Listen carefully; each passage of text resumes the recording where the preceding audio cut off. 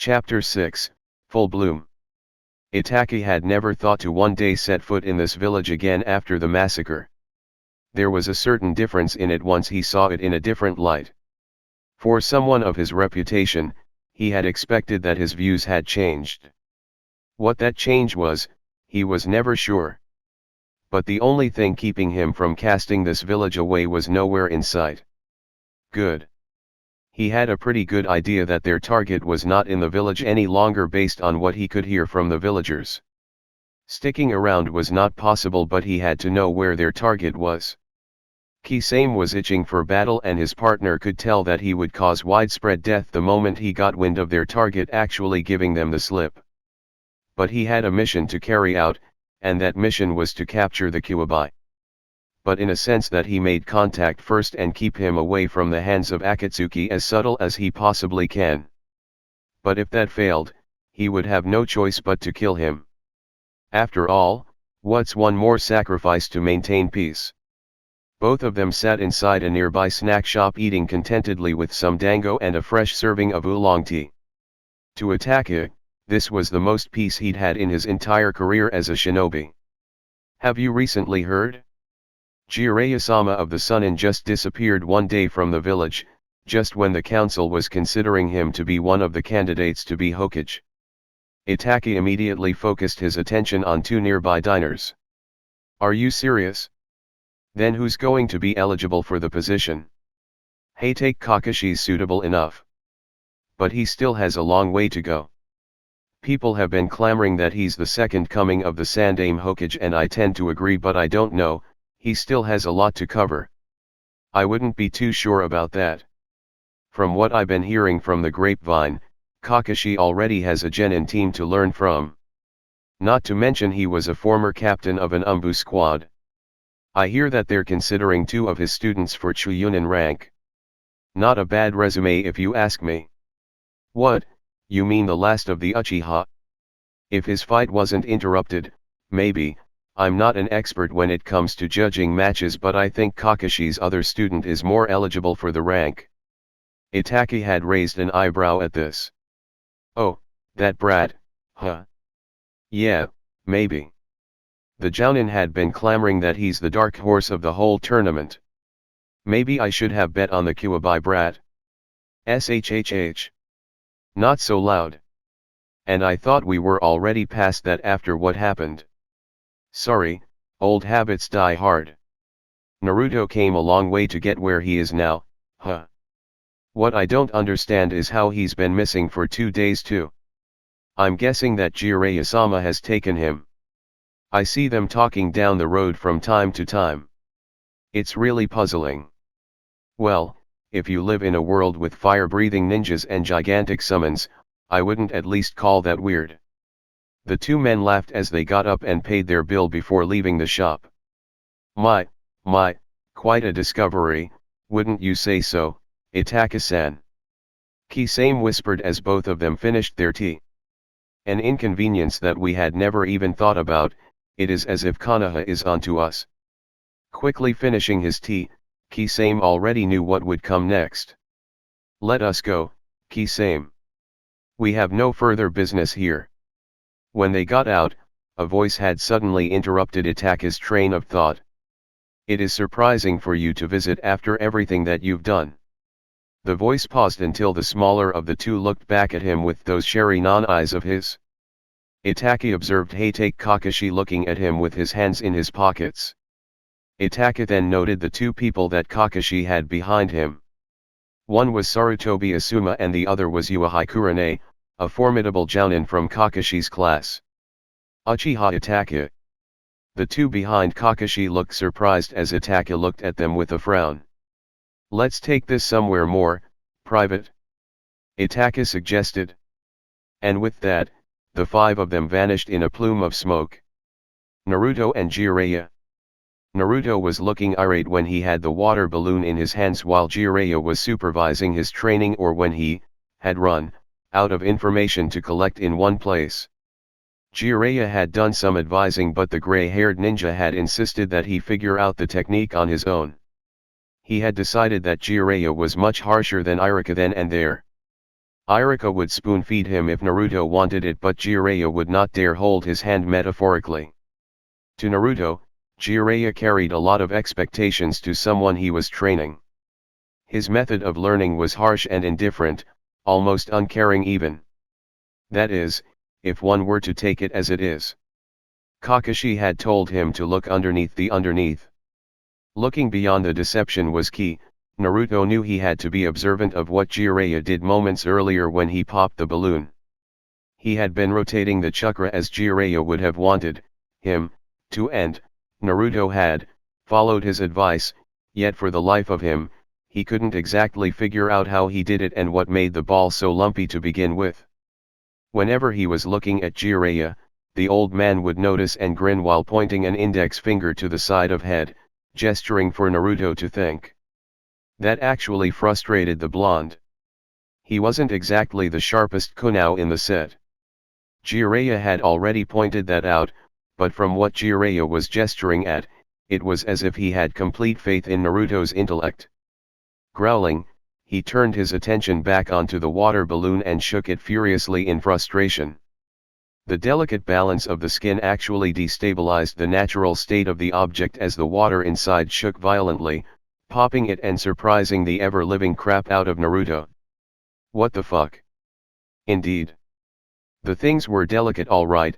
Being a prankster, he noted that the quality of the balloons weren't up to his standards. But that didn't bother him so much as he had realized what happened. Suddenly, an idea appeared in his head. Jiraiya had gone off somewhere again to gather more information. Naruto inhaled this time, remembering what Jiraiya had taught him before going for another water balloon and looking determined at it. This time, he would do it right. Konoha. Mato guy was as weird as they come. He had a peculiar way of dealing with life's problems and had an even stranger way in coping with them. He was loud and oftentimes spoke without thinking ahead. He was a firm believer and serious advocate of the power of youth and spoke as if it was his religion all the way.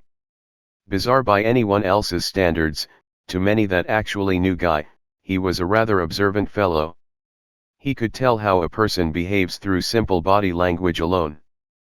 Probably a result of his harsh training in taijutsu, thus excluding a medic, he had the most knowledge considering how the body works. That is how good Guy was compared to many other jounin in the village. Guy had a strange view to look at the world, but that view was something that had sustained him throughout most of his shinobi career. In a nutshell, Guy may be a weird nut, but he was as good as they get. He'd practically been dubbed the best taijutsu specialist that Konoha had to offer. That was how good he was, and it was foolish to write him out of any danger that he posed, especially when he started to get serious and actually start thinking. When he saw Kakashi following two people in black cloaks with red cloud designs all over them, just as he was meeting with his team, he had to cancel it immediately and told his genin to go towards the city. He followed his rival as they reached a portion of the bank of the Nakano River. He stopped when the five people did. From what he could tell from where he was standing, he could see Kurane and Asuma flanking Kakashi's back while the two relatively unknown shinobi were at their front. At first, Guy thought about performing an ambush but decided against it. He did not survive this long just to storm his way through so recklessly. So, like any shinobi, he would at first watch. It was then that the shorter of the suspicious duo decided to remove the hat that finally surprised Guy. It was one of their top priority missing nin, uchiha Itachi. Suddenly, he felt his spine tingling from just how much danger Itachi seemed to give off. This wasn't good. Kakashi. When he had locked in on the duo, he knew he was probably in for a fight. Jiraiya had told him about an organization made up of the most dangerous criminals in the current world. One of them happened to cause a massacre of one of the founding clans of Konoha. Standing before him with not even a hint of worry etched on his face, Uchiha Itachi unbuttoned the neck area of his cloak and let a hand dangle to where the current opening of the robe was, which was in front of his chest. I have no intention of fighting with you. I have no qualms in this village. I merely wish to collect our objective in Konoha. Sasuke isn't here. Kakashi had cut him off. He had sent the younger of the two brothers on his request mission to obtain one of his clan's summoning scrolls. Itaka did not even flinch seemingly when he heard the name of his younger brother. The elder of the two merely replied, "A logical guess but a wrong one. We are after something else, the fourth Hokage's legacy to be exact." Kakashi pushed his forehead protector up, revealing his sharingan as he continued, "Naruto then. By that statement, that means you must work for Akatsuki." Now that got Itaki and his partner's attention, judging from what Kakashi had deduced. Nobody was supposed to know in Fire Country who or what Akatsuki is. At least, that's what entered Kakashi's head. "Itaka-san, I guess we can't leave them as they are, can we?" The taller partner of Itaki removed his straw hat and hoisted the gigantic sword over his shoulder. "We can't have Konoha learning of our existence," the blue-skinned man said with a menacing grin. Kurane was scowling. "You're the monster of Kirigakure, Hoshigaki Kisame, wanted on accounts of genocide and multiple atrocities in Kirigakure no Sato. It seems Itaki has some powerful allies as well." Kisame chuckled and bowed as if he was proud of his work. "I'm honored to have my name spread out even to Konoha." "Kakashi, what the heck is going on here?" Asuma asked as he drew forth his trench knives and held them in a reverse grip. A question that should be mostly left unanswered today. The Uchiha then spoke to Kisame, "We are taking Kakashi-san with us, Kisame." An unfortunate decision then. It looks like Samehada won't be able to go all out. If he were disappointed, he certainly wasn't showing it. In fact, he was grinning beneath that huge collar of his. The former Umbu member turned missing Nin then turned to Kakashi and pointed his finger at the man. "Eliminate the rest." And just like that, all hell broke loose. Naruto. When Jiraiya had walked in on Naruto's training, the Toad Sage had never expected the blonde to pop the water balloon so quickly with one hand. A grin escaped his apprentice's lips and he whooped in joy, all the while smirking at Jiraiya, who looked surprised at the sudden turn of events. Holy hell, in a handbasket. Since when? So what's next? Any more questions in his head were immediately purged when he went back inside the inn while he told Naruto to wait. A few minutes later, Jiraiya was back hauling a sack of rubber balls with him. Naruto looked on in displeasure. It was another damn exercise. "Alright, step 2, make this rubber ball explode by adding more power." Jiraiya demonstrated with one hand as the ball burst in his hand. Naruto's look of disappointment was replaced with intrigue as he stared at the older man's hand. "So I'm going to flood that thing with more chakra until it explodes. It doesn't seem that difficult compared to the first one, if you ask me," Naruto commented before grabbing a rubber ball from the sack while Jiraiya chuckled. "Oh, you have no idea." "What?" the blonde asked. Jiraiya merely gave a small lie and said, "Nothing, just something that I recalled when I was in town fishing for information." Again, Jiraiya wanted Naruto to solve things on his own for this one. If Naruto did have that potential to surpass the fourth Hokage, then this would be the jutsu to actually prove it. So far, his expectations had been met with Naruto's ingenuity. When he saw Naruto began performing the second part of the training with little to no effect, he raised an eyebrow. Naruto, instead of looking impatient, took a deep breath and stared at the rubber ball once more. "There's got to be something I'm doing wrong," he heard the blonde mumble, and Jiraiya grinned. It looks like his student didn't need that many hints after all. "Konoha." As soon as Itaka finished those words, he had suddenly turned into a flock of crows that scattered all about. Kakashi looked around, his sharingan casting off the genjutsu as Kurane and Asuma dispelled theirs. He was not prepared when Itaki had suddenly appeared behind him with a kunao pose to strike Asuma down. "Shit!" Kakashi immediately spun and just as quickly lightning crackled with his hand. He was about to complete the rakery when he suddenly stopped as his sharingan dispelled another genjutsu. How on earth is he doing this? This is a double-layered genjutsu. Kakashi cancelled his attack as he caught Itaka by the torso. The vision that was Itaka turned out to be Kurenai, while Asuma turned out to be the Uchiha prodigy. What on earth? Kurenai asked in bewilderment as Kakashi lunged forward and headed straight to the river. It's a trap, Kakashi muttered when Itaka suddenly glowed and exploded with a single hand seal. Boom!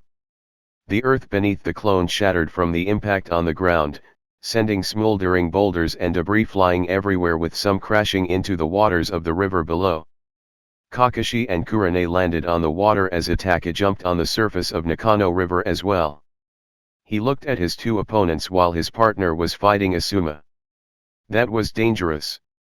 Itaka had suddenly laid a trap and used those two genjutsu to distract us and break our formation. Asuma was pushed back by Kisame and Itaka placed a cage bunshin there while we were under the illusion and subsequently fooled us both. Did you honestly think that my eyes are the only ways that I can cast genjutsu? Itaka asked as he walked towards the both of them. Kakashi and Kurenai readied themselves, but Itaka remained impassive. I knew of that obvious weakness years ago, even before I became a missing nin. So to compensate, I developed my genjutsu ability and trained with it, so with even a tip of my finger, I can place you into an illusion easily and from there, cast more as needed. Kakashi and Kurenai flinched at that indication.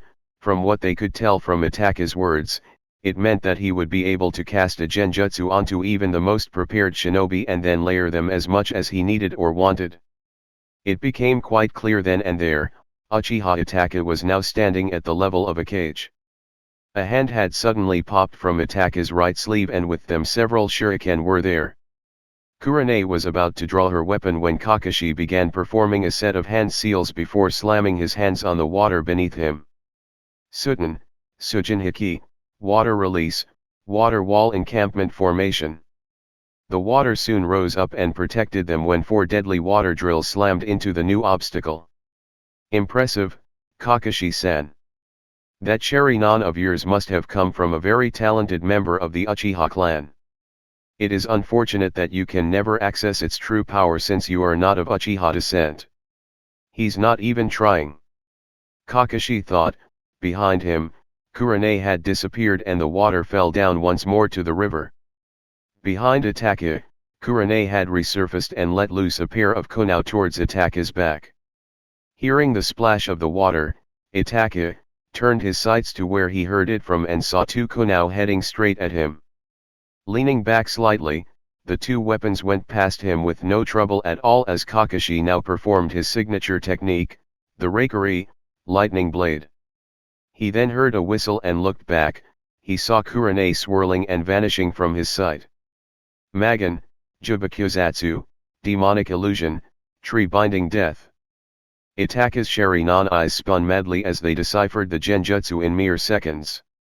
Kakashi suddenly froze up when he felt himself bound and restrained. The gray-haired Jounin looked surprised when he saw a tree binding him close. His sharingan instantly dispelled the technique with not much fuss. When he dispelled the illusion, he was met with Itaka's foot hitting his face. Itaka then let go of the shuriken that he had in his hand and sent them straight Kurenai, who dodged by jumping to the side but not before being met with an Itaka who had raised her by the collar and kicked her abdomen, sending her flying. A futile effort, Kakashi-san, Kurenai-san, with these eyes, I am nigh invincible. My sharingan has evolved into a much higher form compared to yours. Up on the riverside, Asuma was having as much trouble as with Kisame as Kakashi and Kurenai were with Itaka on the river below. Not only did Kisame have a longer reach, but he also had that monstrous strength of his, increasing the potency and killing potential of his blade, Samehata. He had an unfortunate lesson in learning of Samehata's properties when Kisame had grazed his shoulder. The most terrifying thing was, Kisame looked like he was merely playing with him. Fortunately for him, he managed to nick Kisame on the cheek earlier, making him sure that he could take on a former member of the 7 shinobi swordsmen. Suten, Sukodan no Jutsu, water release, water shark bullet technique. A surge of water shaped like a white shark headed towards Asuma, who had jumped from his spot and rolled on the ground. Upon climbing to his feet, Asuma was suddenly surprised when Kisame was beside him with his humongous blade already in mid-swing. Kana Hagoraki Senpyo, Leaf Strong Whirlwind. A strong back kick smashed into Kisame's chest, and sent him careening towards the river. Kisame bounced on the water surface 3 more times like a small pebble before landing on the far side of the river as the water rose up. The concrete wall on the other side caved in from the force of Kisame's velocity. "Guy, you sure took your sweet time getting here," Asuma said to his comrade at his front, who answered, "I've had to make arrangements, forgive me for running this late." When the water receded, they saw Kisame with his left hand on the now cratered wall and looked as if he was perfectly fine from Guy's attack. The worst part of it all was that Kisame looked completely fine and was looking as if he was enjoying the fight way too much. Konoha shinobi aren't incompetent after all. Now I'm getting excited. I would surrender if I were you. Right now, there are reinforcements preparing and advancing to this area as we speak. Any minute now, the village will be in complete lockdown. No one can enter or get out of this village until the threat is eliminated. Bluffing already? Something underhanded as that doesn't suit a dodo bird like you. Kisame replied with a sneer. His razor-sharp teeth showed as his grin widened from the man's posture. A story he recalled from his former master, the previous older of same hata, Fugyuki Tsukazan. There was once a mere genin from Konoha who could only fight battles with taijutsu only. He was a man bold enough to face the previous generation of the 7 swordsmen. Of course, the brave man died from that encounter. He was put to the swords of the vicious swordsmen of the mist that day, but not before killing more than half of their members. His master lived to tell the tale, but the wielders of Kyobikuri-hako, Executioner's Blade, Kiba, Fangs, Hiramekarei, and Shibuki, Splash, were killed by the man's vicious attack. The tale was passed on to the many people all around Kiri, and many of them couldn't help but respect the man for what he had done and accomplished that day, even if it had cost them shinobi with illustrious positions. The 7 swordsmen were forever changed that day. The criterion just turned harsher after that, with his master recalling that many prospective members were killed during the selection process that were conducted by the 3 of them, Akabino Jinin, Kuriarari Kushimaru, and his former master, Fugyuki Tsukazan. And now, seeing for himself, Kisame couldn't help but feel excited about the prospect of fighting this fearsome style. The jounin before him struck an uncanny resemblance to the one his master had described. Ah, he must be the man's son then. Kisame thought with a grin as he placed same hata on his back once more and grinned wickedly as he began performing hand seal after hand seal. To think that I could face someone using that style here in Konoha. It just makes my blood boil. Kisame was about to perform another jutsu when Itaki appeared, beside him with an arm holding the taller of the 2 back. As necessary as this was, we cannot have an entire village be after us due to a small leak. We are not here to start a war. A tactical retreat is the most prudent solution that we have right now. Kakashi was about to charge up with another rakery until Itaki spoke once more. It is useless for you to fight me, Kakashi-san. You should know, after all. I have not just the power of the sharingan, but also its higher, more evolved form, the mangyeko sharingan, kaleidoscope pinwheel eye. So save your chakra, you can never hope to take me down with such a jutsu. Kisame clicked his tongue as he placed same hata on his back, just when things were about to get fun. With this new set of information, it is safe to say that they placed the Jinchuriki somewhere out of reach, possibly with a high-ranking shinobi making up his guard. The leader should be notified. Itaki mentioned this and both vanished in a cloud of smoke. Kakashi lowered his guard down for a second as the 4 jounin remained silent while they all stared at each other rather solemnly. Kakashi, you seem to know about the freak show that Itaki is hanging with right now. Why are they after Naruto?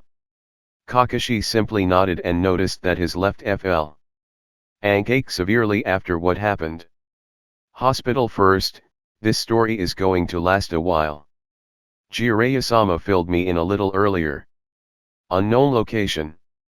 To Uchiha Sasuke, The remnants of one of his clan's hideouts reminded him of memories he would rather not recall. The tall, hollow, and almost dull walls of this particular hideout reminded him of his father once taking him and Itachi through these very halls. Just the mere thought of it made Sasuke shake with fury, and he almost punched a hole through the wall on his right. Inwardly, he vowed to never think of such things with familiarity. Itachi had done a grave sin to him, to the clan and to his ancestors. A transgression that can only be rewarded with death. Sasuke swore he would make Itachi pay. Sasuke-chan? I never thought I'd see you visit your family's warehouses so soon. His dark thoughts were interrupted by the voice that he had recognized. Sasuke looked at the old woman sitting on top of a concrete block and comforted with a pillow beneath her. All around her, cats were either standing up or resting on her lap. She was the keeper of their warehouses, the one he would go to if he were to need something really important. Nico Baa, I'm here for a summoning scroll, he said, without as much as an opening. He wouldn't waste time for small talk. That wasn't what he had in mind when he visited this particular warehouse. His statement raised an eyebrow from the old woman, who was wondering why Sasuke would want a summoning scroll this early in his career. Then again, for being left deprived of family at an early age and having his brother being responsible for the mess, she could not blame the boy. Do you have an animal in mind then? She asked. Sasuke answered, something that can do massive area damage in a matter of seconds, something agile, fast enough and can maneuver well against other summoned animals. I'm asking for something like the toad summons, I guess. Nico Baa thought about this for several long seconds until she clapped her hands at the idea. I may have something that can maneuver well against other summons. I don't know about your first and third choices though, but it can give you an advantage that very few have in the shinobi world. The old woman then called for her granddaughter, Tamaki, to enter the room. She told her to obtain a scroll from one of the shelves filed under a specific corridor and then turned her attention back to Sasuke. Tamaki came back with a few scrolls in hand and a bigger scroll underneath them. The hawk summons will serve you well. It suits you, Sasuke-chan. The youngest Uchiha took the scrolls from Tamaki's hands and nodded in appreciation towards his clan's keeper for many years. Wordlessly, he turned his back from the two and left with a solemn promise of returning when the time came. Outside the hideout, his escort was waiting for him. It was an Umbu member wearing the standard uniform and with only a distinguishing mask that was in the form of a tiger. Sasuke noted that the man moved almost mechanically in their journey to this place. His voice was muffled by the mask, but Sasuke could tell that it was flat and in monotone. His movements were ingrained with years of training and noted that Itachi had acted pretty much the same after he became a member in a short while. His interest in the organization peaked right then and there. Maybe he could apply for a membership one of these days and train under their command. He was sure as hell that he could get stronger under such harsh training conditions. Have you found what you have been searching for? The masked operative asked, Sasuke responding with a quiet nod. A messenger bird flew over them and circled before heading back in the general direction of the village. Perfect timing too, we are being recalled to the village immediately. An emergency has come up. With that, the Umbu member leaped from his position and made way towards the village, with Sasuke following suit. Konoha. Harano Sakura was quite disappointed to find out that her teammates had left the village. Sasuke had requested an expedition to one of his clan's warehouses and had been missing since this morning, while Naruto disappeared 2 days earlier on a mission without telling them first. At least, that's what Kakashi had told her when he suddenly dismissed her and told her to meet some of her fellow genin at a certain place for another cleanup mission. She found it odd, however. Because the village was in total disarray and Konoha didn't have an elected leader as of now, there was no way would they be allowed to take missions outside of the village while they were still on somewhat a lockdown. That meant no missions from third parties entirely. The missions requested by the office to the outside world itself were even more unlikely. Those things required that the shinobi who was to take that mission should be of jounin skill level. They were often dangerous and involved national or village security, and since Naruto was unlikely to have that kind of mission, it brought more questions into her head. She now understood why Shikamaru was distrustful to many of the adults around the village as of late. She found the idea unnerving to say the least. "I'm glad that you finally arrived to join us, Sakura. What have you been doing for the last 10 minutes? Making sure your hair was silky smooth?" a voice asked, mockingly. Sakura's train of thought was suddenly disrupted when she looked vexed at that jab at her. Turning to her right, she saw Kiba sitting down on a stoop while petting Akamaru, who was grinning at her. She turned her head up and saw her upperclassman, Tenten, sitting on the roof twirling a kunai with her index finger, and Shikamaru leaning on the wall not too far from Kiba. "I'm surprised that you could do sarcasm, Kiba. I always thought it would be too much for someone like you," she replied to Kiba's remark, causing the feral boy to growl while Tenten giggled on the roof as she said to Kiba, "Touché, Kiba." Before Kiba could make a witty comeback, Shikamaru took this chance to stop the bickering and not waste any more of his time. "All right, that's enough. We're not here for stupid banter. As you know, the Jounin force is maintaining some order in and around the village while the Chuyunin are patrolling the borders. The Genin teams were assigned to help with the restoration of some of the infrastructure, if you can't tell, since the past week. The Jounin decided for some of the Genin to take the kids to one of the intelligence division's departments to help out. And thankfully, we didn't get the torture and interrogation department, or else we'd get to see Anko and possibly Ibiki." With that, all of the teenagers shuddered at the thought. "So where are we getting assigned to?" Shikamaru looked at the scroll he had been given and read the contents further. "It says here we're in the research and development department. They weren't hit pretty badly, but they have a lot of stuff worth getting rid of. Some of the equipment there seemed too damaged to be reused." Wait, the R&D department? The place where they do research on weapons and seal applications? Oh hell, sign me up." Tenten interrupted as her eyes sparkled with glee. For Tenten, it was as if she was in Candyland. Kiba took a step back at the girl's sudden change of attitude, while Sakura looked at Shikamaru and asked a suddenly important question. "You know, based from what I'm seeing with Tenten-san, I think we should go for TNI, don't you think?" Sakura murmured to Shikamaru, who shrugged at that. "I'd rather die than be scarred for life," Shikamaru answered.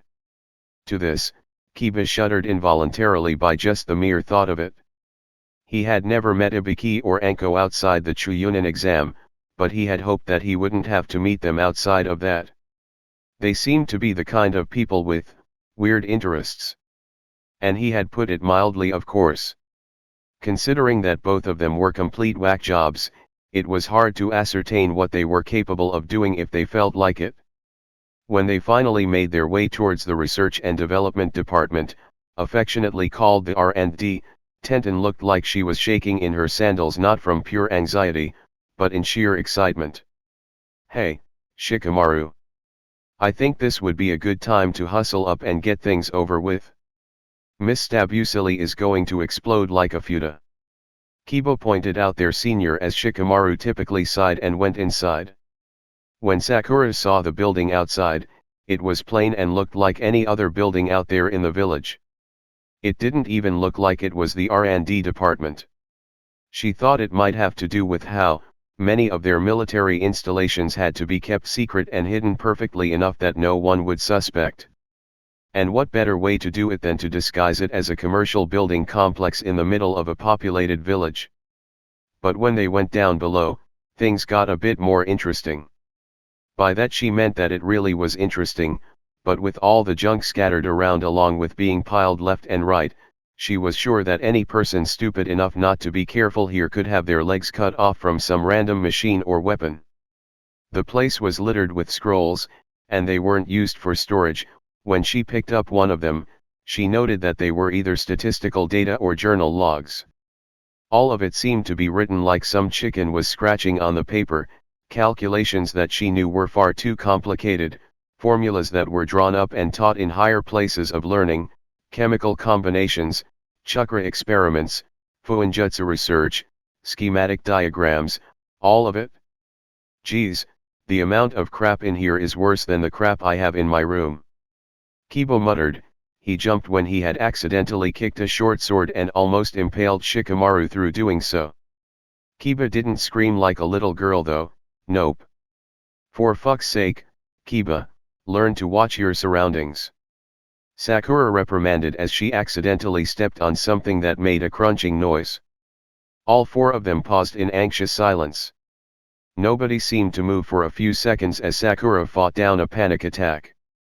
Did I step on something important? I did, didn't I?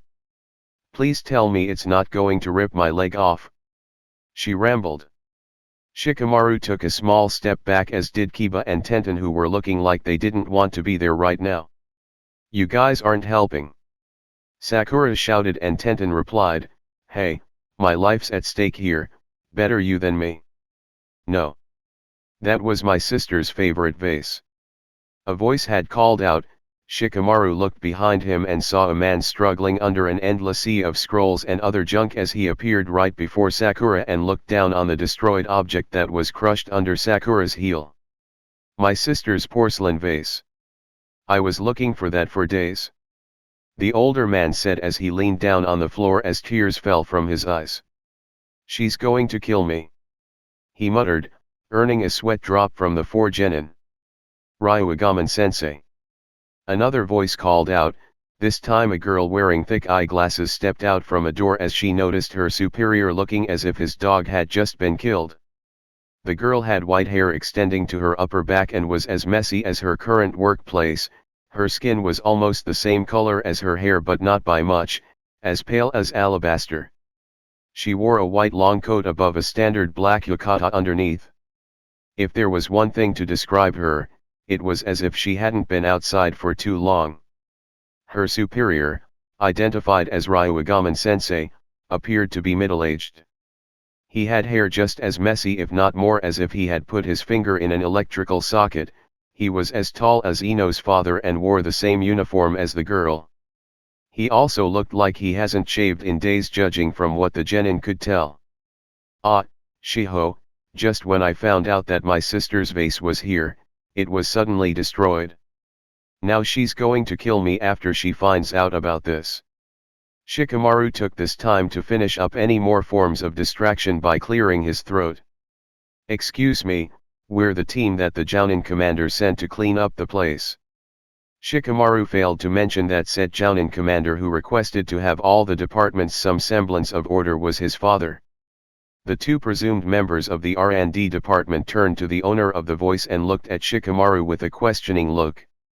But we didn't ask for any. Ryugaman replied with a confused tone and was subsequently cut off by Tenten.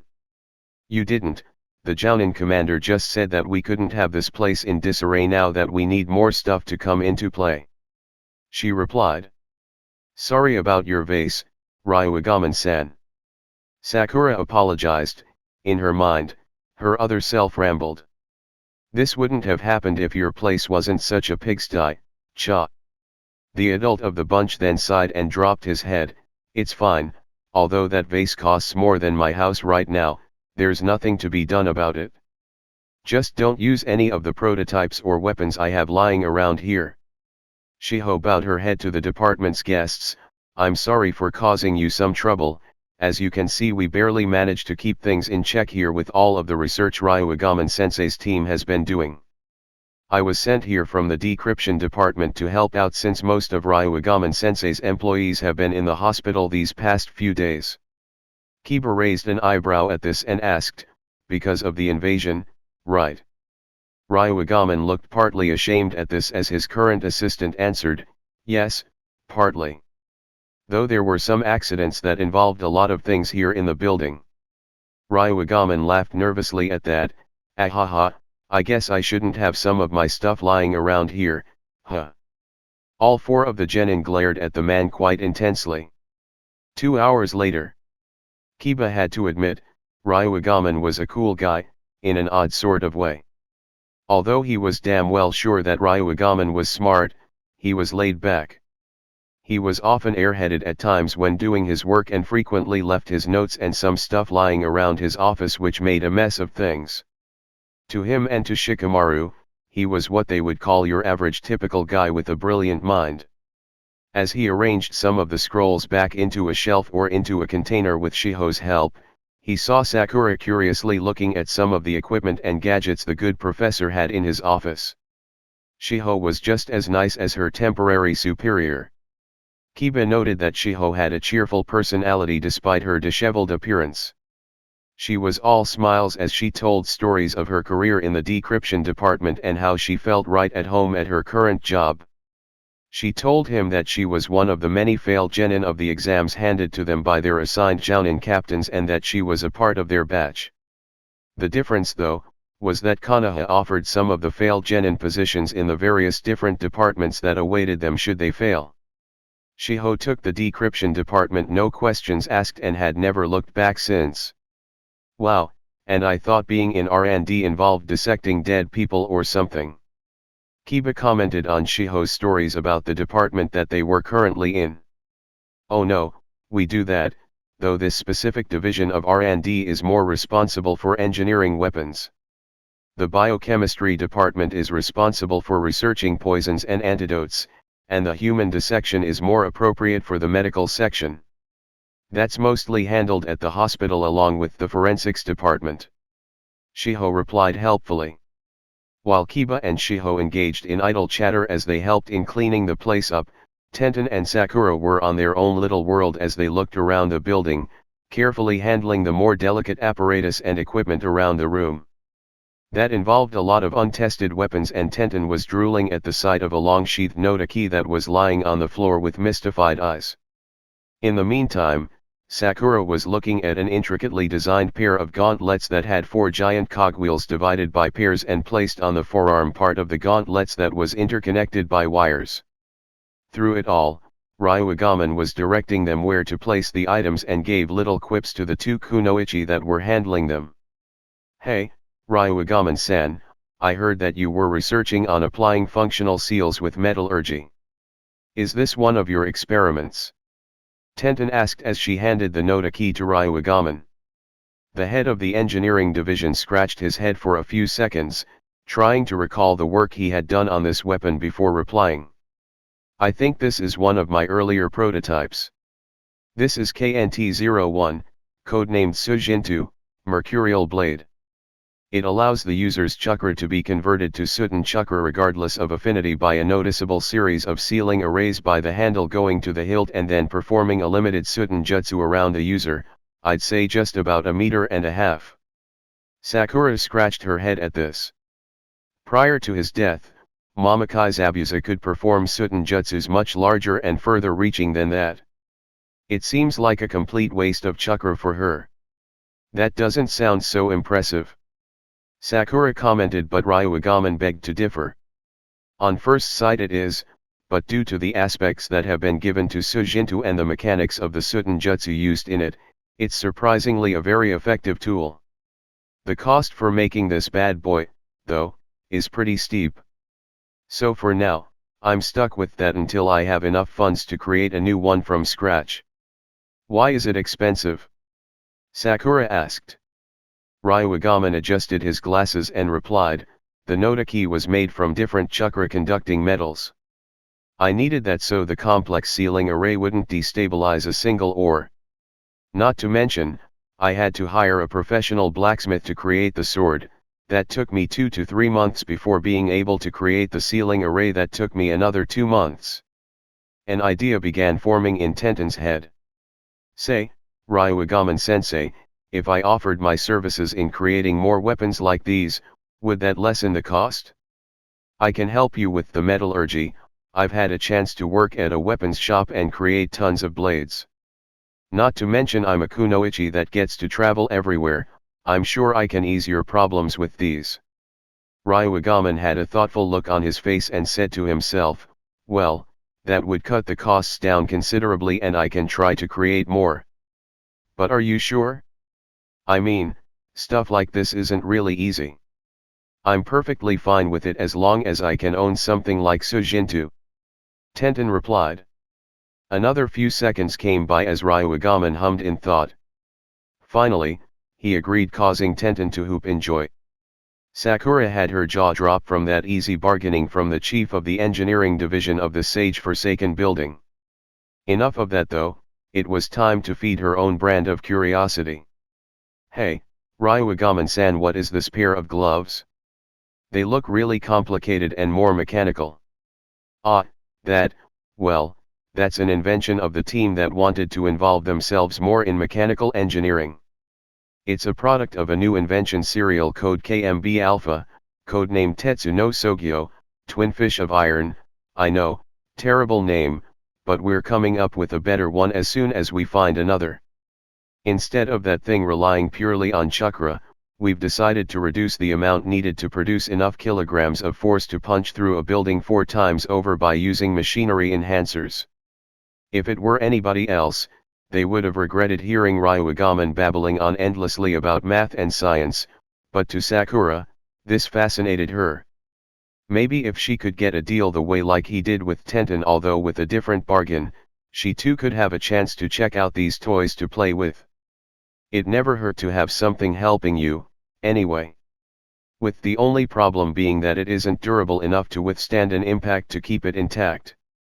Ryugaman finished, a hand on his chin as he hummed once more and looked at the pair of gauntlets. Did you guys try to reinforce it with chakra? Sakura asked, while Tenten looked disbelievingly at Sakura, who had just managed to keep up with Ryugaman's particularly long and unnecessary jargon. By this time, the professor's shoulders had dropped before continuing. Sadly, the only thing that can keep this from falling apart after the impact is a body-enhancing Doton Jutsu or something of the sort. I could communicate with one of the divisions, but that would be a long and difficult joint research project unless we could get a hold of a jutsu that is sufficient enough to make it durable. Sakura sighed at that notable disadvantage. The weapon sounded so cool and practical too. Maybe Kakashi-sensei would have an idea in how to make this work. Another item caught her interest. This time, it was a brown backpack with 3 straps, 2 vertical for the shoulders and 1 horizontal just for the waist. What made the bag unique though, were the 2 horn-like protrusions on each side of the aforementioned bag, and a giant kanji letter for sword was placed on the inside of the bag. Sakura made a grab for it and asked the professor, who was busy cleaning up his messy desk. What about this one? Ryugaman had a raised eyebrow as he looked closer, with his right hand holding his chin. He hummed once again before replying. Well, that's one of my latest creations. It's a storage power pack. It siphons chakra from the user with very minuscule amounts and stores them up on the backpack unit until it is full. The chakra is then used to either as spare energy for the owner or an additional weapon with those chakra sabers. As if to demonstrate, Ryugaman grabbed one of the horns on the left of the bag and pulled out a small blade base about the size of a large combat knife with a chakra coating that was glowing blue and was extending for over 1.5 meters. Sakura and Tenten looked in awe at the equipment before them until Ryugaman planted the sword back into the backpack. Of course, the output needed for this is just about as precise as putting a thread at the hole of a needle. Not a lot, but certainly not so little. So far, very few have managed to have enough control in using this. I've tried remodifying the seals, but when I do, the sabers don't work. Tenten groaned at this while she mumbled to Sakura, I'm all for seals and forging, but this is out of my field, so how the hell are you keeping up with his explanations about weapon specifications? Sakura simply gave a faulty grin and replied, if you haven't noticed, I'm kind of a bookworm. Tenten merely gave a shrug and walked away, with Sujinto in hand. Naruto, 5 days later. The early morning dew was met with a loud yawn coming from Naruto, who had a tray in his hands as the cafeteria from the hotel they were staying in gave him food for breakfast. It had been a baffling 5 days since he had started training with the second stage for his new jutsu. So far, he'd had no luck. Every time he tried to push chakra into the rubber ball, it would simply shake and pop in just one hole. He had a limit on pumping the chakra inside the ball. It was as if he had been pushing chakra but it just wouldn't be strong enough to pop the ball in his hand. Groaning in frustration, he turned his attention back to his breakfast, which consisted of grilled aji, horse mackerel, white rice, various tsukemono, Japanese pickled dishes, such as umbashi, ume plums, and takwan, pickled daikon radish, an uncracked egg, miso soup, and natto, fermented soybeans. Looking at the natto alone, Naruto's left eyelid was already twitching. To his front, he saw his supposed teacher downing the bowl of miso soup straight from the bowl to relieve some of the headache he was experiencing due to the drinking he had done last night. Jiraiya then grabbed a fruit of umbashi from his plate with his chopsticks and gladly downed the indescribably sour dish in order to relieve him of his hangover. Damn, soup would make my kidneys explode. How much miso did they put in that thing to make it so concentrated? That's saltier than dried fish. Naruto replied in a deadpan voice, "It's because you put it down the hatch faster than you could breathe it." Jiraiya was in no mood for any sort of banter right now as he picked up the sealed carton of natto. When he did open it, Naruto had to cover his nose just from the stench alone. Oh god, they reek like sweaty gym socks left for over a week.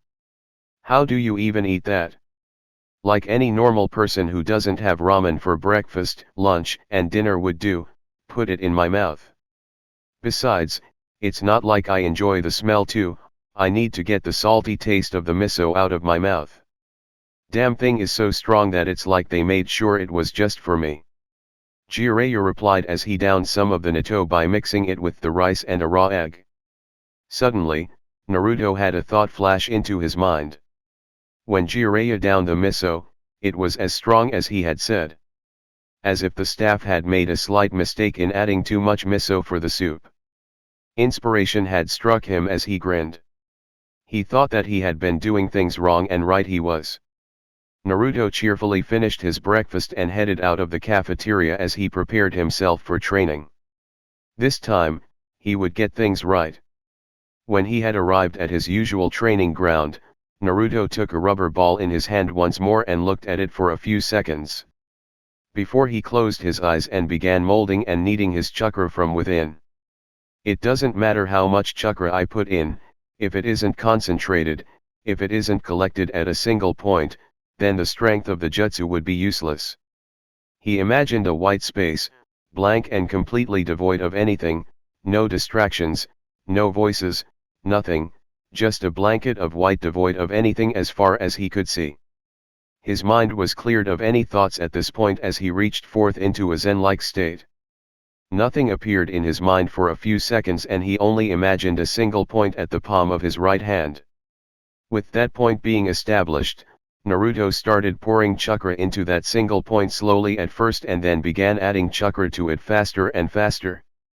Eventually, he began pouring more and more chakra, faster and faster to the point that he would require his left hand continuously pouring down chakra inside the ball and stirring his chakra within it.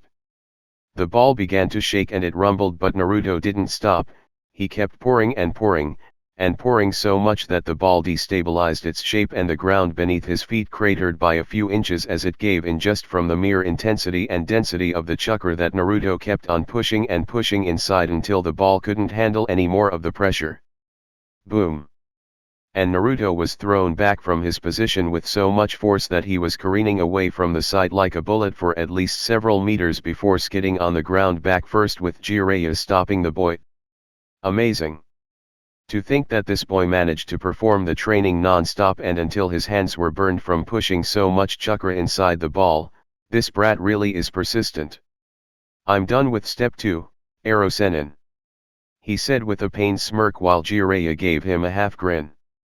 A wonderful and splendid performance there, brat, couldn't have done better if I do say so myself. And that thing you did with your left hand? That's pretty unique. Naruto tried to stand but found himself failing to do so when he got to his feet. He fell down again and cursed his current predicament. With nothing else to do, Naruto flipped over and gazed upon the bluish skies he had ever seen since the past week. He could hear the wind gently caressing his body and face, making his messy hair sway from the motion of it. Jiraiya sat beside him under a tree's shade as he grinned. I'm surprised you're not doing the clone training I've designed for you. Why? Naruto kept staring at the sky before giving a reply. I knew it would be the best, but I want to try and grasp your stages before moving on with the Kage Bunshin training. That's because this type of training doesn't really help me much if I want to figure things out. I could make the mistakes over and over again, but I wouldn't put it past me to not get it right after trying the same thing over and over again. Jiraiya laughed at that. True, the raise-non wasn't something he had to come up by randomly doing samples, since every stage required a trick to discover in order to progress. Multiplying the experience wouldn't do squat if he couldn't find the trick of what makes the raise-non work. Naruto needed more polishing on his jutsu, Jiraiya knew that much, but having broken the raise-non down to a science, that was an amazing thing to do. Jiraiya looked up from under the shade of a tree and said to himself, I guess I did the right thing even if it took me a decade to be back. The fact that I could keep the village that he lived in to be safe in my own way, the fact that I should have been there for him, and the fact that I've been living it up to my mistakes. Minato, your boy, he's going to be better than you. Aro Senin, any luck yet with your teammate? The boy suddenly asked. Jiraiya had raised an eyebrow at this and looked to his student, who was still staring at the sky. Why? Well, I have a friend who might need her help. He's not really a teammate, but he's a friend regardless. He got injured during the Chuunin exams, and we were told that his career as a shinobi might be over if it couldn't be healed. Jiraiya nodded his head at that. If he remembered correctly, a kid a year older than Naruto had suffered what was considered to be irreparable damage to his arm and leg, effectively ending his career as a shinobi of the village. Can't say she would agree with you on that one. She's gotten squeamish on her duties as of late. We'd have to find a way to make her help him without her knowing it. Jiraiya replied. Tsunade was as cranky as an old man and had the temper of a rabid animal. Along with having a horrible compulsion for gambling, approaching her with Naruto didn't seem like a good idea. But, you wouldn't know unless you try.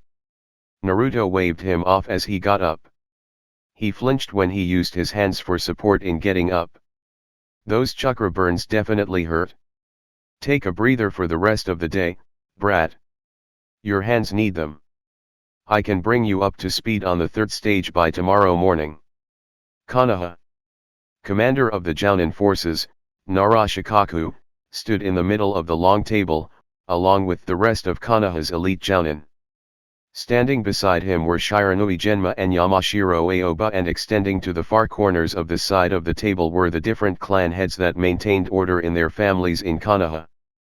To his front were the 4 Jounin leaders of the most prolific teams in current upstarts, as well as the rest of the Jounin behind them. Shikaku took note that 3 of them had bandages wrapping around somewhere on their bodies and gauze on one side of their faces. As you may know, the village is currently on lockdown due to what happened 5 days ago. A mysterious group who call themselves the Akatsuki managed to infiltrate a village that was under my direct command. The sole perpetrator who has done such a thing is the butcher of the Uchiha clan, Uchiha Itachi. Their goals were never stated, but Hatake Kakashi has kindly informed me of what they are. The team of Itachi and another shinobi known as Hoshigaki Kisame is supposed to be what I had feared the most. They're after Naruto. Everybody, including most of the clan heads, frowned at this. Fortunately, Jiraiya-sama had the foresight to take Naruto along with him 2 days earlier, thus he has a 2-day lead against these two.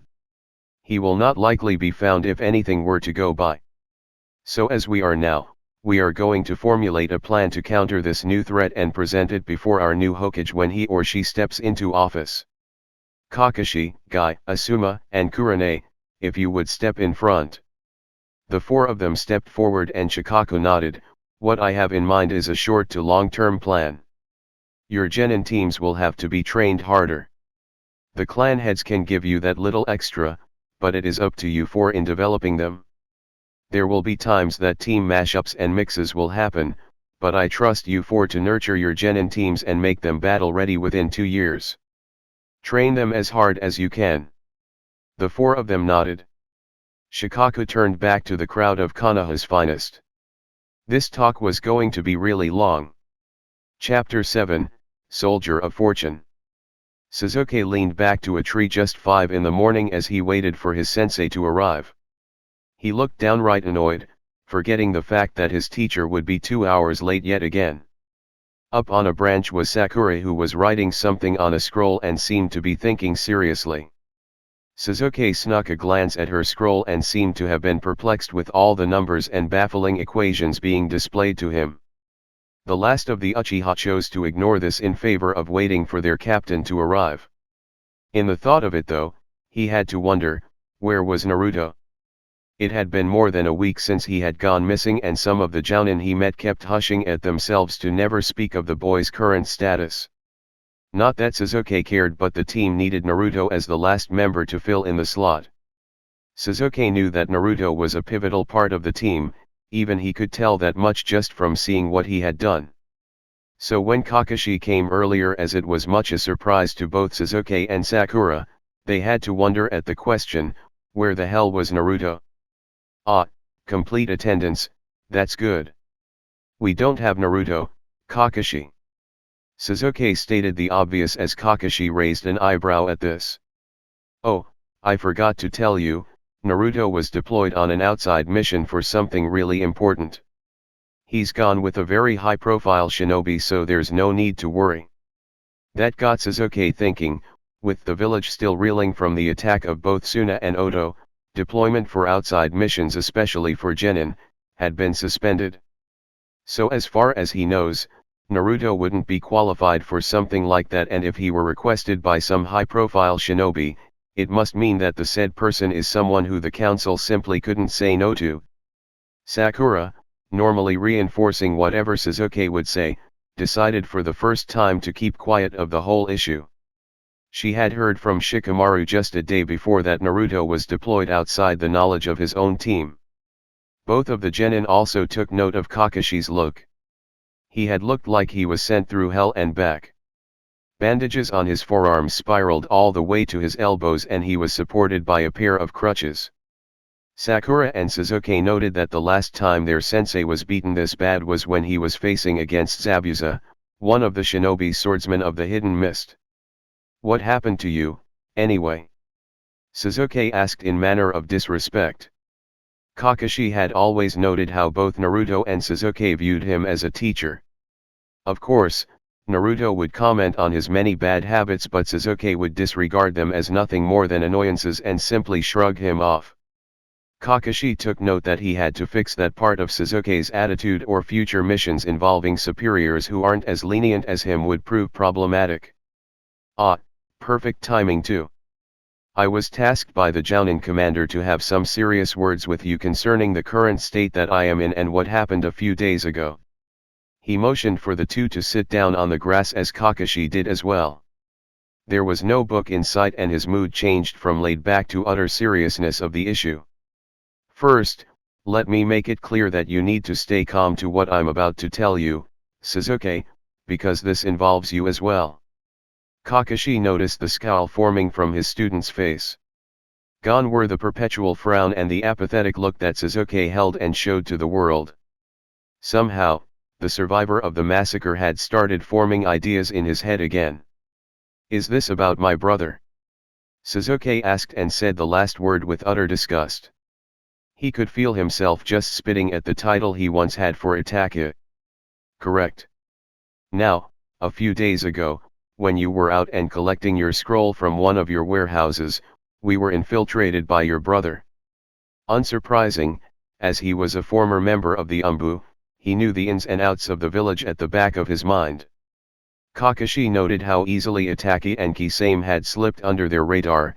It really made him feel uneasy just at the thought of facing his former subordinate at full power with his current level. Sasuke clenched his teeth in anger, and his fists were shaking in outright fury. He stood up from his spot and asked his teacher with gritted teeth, "Why didn't anyone tell me? And what would that have accomplished? What could you have done, Sasuke?" Kakashi had retorted with another question, as Sasuke answered flippantly. "You know what I would have done? I could have killed him then and there." His voice, now louder than usual. Sakura had never seen Sasuke this enraged before. She had noted just how cool and composed he was most of the time, but there were subjects that literally made Sasuke change moods quickly and just explode in burning rage. This was a Sasuke that was completely foreign to her, to say the least. Kakashi had decided to knock his student down a peg from what he deemed as a dangerous mindset. As you are right now, you are in no position to be making that claim, Sasuke. You have yet to climb the summit where your brother stands on. To him, you are an ant, an insignificant bug. He won't even bother killing you at this point. So until you are at his level, then I suggest to tone down your killing intent, or else, Asuma, Kurane and I shall restrain you by force. Sakura glanced around and noticed the presence of the two jounin that were eyeing them from afar. Their genin teams were nowhere in sight. She noted that the three of them all had bandages in their person, in this case, more so to Kurane. They had been watching the whole conversation with Team 7 ever since Kakashi had arrived. I won't try to deny you of your quest for vengeance. I have no right to hold it against you. But never, ever, jeopardize your team and put them on the line just so you could fulfill your personal vendetta. Kakashi looked at Sasuke with his own killing intent locking Sasuke in place. Up in the distance, Asuma was whispering to Kurane. What is he thinking? Shouldn't Kakashi's priority be to stop Sasuke's dangerous grudge against his brother? Kurane looked at her companion and answered. Anger is deep-seated into Sasuke at this point. You should know better than to try and tell Sasuke to stop seeking revenge. His anger would hear none of it. For him, justice delayed is justice denied. The longer he has to wait to get stronger and match Itachi, the more the thought of revenge slips from his mind. His anger has no direction, but at this point, all we can accomplish is to try and point it to where Sasuke's heart should be, by being a true teammate and abandoning all thoughts that would be detrimental to the development of their entire team. Most of all, this is for his sake. So he won't die a dog's death. Sasuke has suddenly become a major player in these events, huh? Asuma asked as he took out a cigarette from his pocket and lit it up. More so to the point, that the cases involving him are quite high profile. First Orochimaru, now his brother. You'd think at any time he could go insane just from the many problems that are placed on his shoulders. Asuma added as he let go a drag of smoke from his mouth. Sucks to be him. Kurane nodded in agreement. Candid, but not uncalled for, we will see just how effective Kakashi's talk to Sasuke really is. Back with Kakashi and his team, Sasuke was clenching his fists once more in frustration just how far the gap between him and his brother had thoroughly increased. If you want strength, Sasuke, I can give it to you. The current commander of the Umbu squad has owed me a few favors in the past. I can recommend you without any further need of advance in rank. Itachi had undergone the same treatment that I'm offering you and came out of it strong enough to be put in an elite squad, my squad. But if you want to undergo the training, then you must meet the conditions that I will place in from this moment on. Sasuke looked at Kakashi in apprehension, as Kakashi made a motion for his hands and held out 3 fingers. There are 3 conditions that you must fulfill in order to get into the Umbu training program and undergo its hellish training regimen. These 3, you must fulfill at all costs or else I will leave you here and now and hope to your ancestors that you would be spared before you are hunted down like an animal. A long silence sat between all of them. Kakashi looked at his student who had somewhat calmed down and looked as if he was thinking greatly. He should, after all, life-changing moments like this should be taken with great thought as well. He knew he shouldn't rush his student with such decisions. Kakashi-sensei. This time, it was Sakura who had cut them off with their thoughts. She looked rather anxious at what she was going to say. Second thoughts were looming in her head. It showed when she looked at Sasuke unsure of what she was going to say but decided to push forth anyway. What did Sasuke-kun's brother want in the village anyway? Kakashi simply raised his visible eyebrow and answered perfectly without much of a stutter. That is what we don't know. What we do know is that he slipped under our radar undetected. That's something that should be alarming. Sakura quietly nodded but took note of this instead. She looked beside her and noticed Sasuke didn't look convinced of their sensei's answer too. Konoha intelligence shouldn't be this dull. For all we know, they have already guessed what Sasuke-kun's brother was after but decided to keep it a secret to everyone else. With this information, Sakura had another groan inside her head. Great, more secrets that we don't have access to. We really need to have our own conference on this matter. And she knew just who to find and settle these talks once and for all. We can't fight a war without an ounce of intelligence. We need to gather up and start thinking. She thought. Elsewhere in the village, Hyuga Hayashi had been to the latest meeting with the Jounin force when he received word that the current crop of genin who had done unexpectedly well during the Chuunin exam were going to be placed on a comprehensive training program. Niji, he could understand, but his first daughter?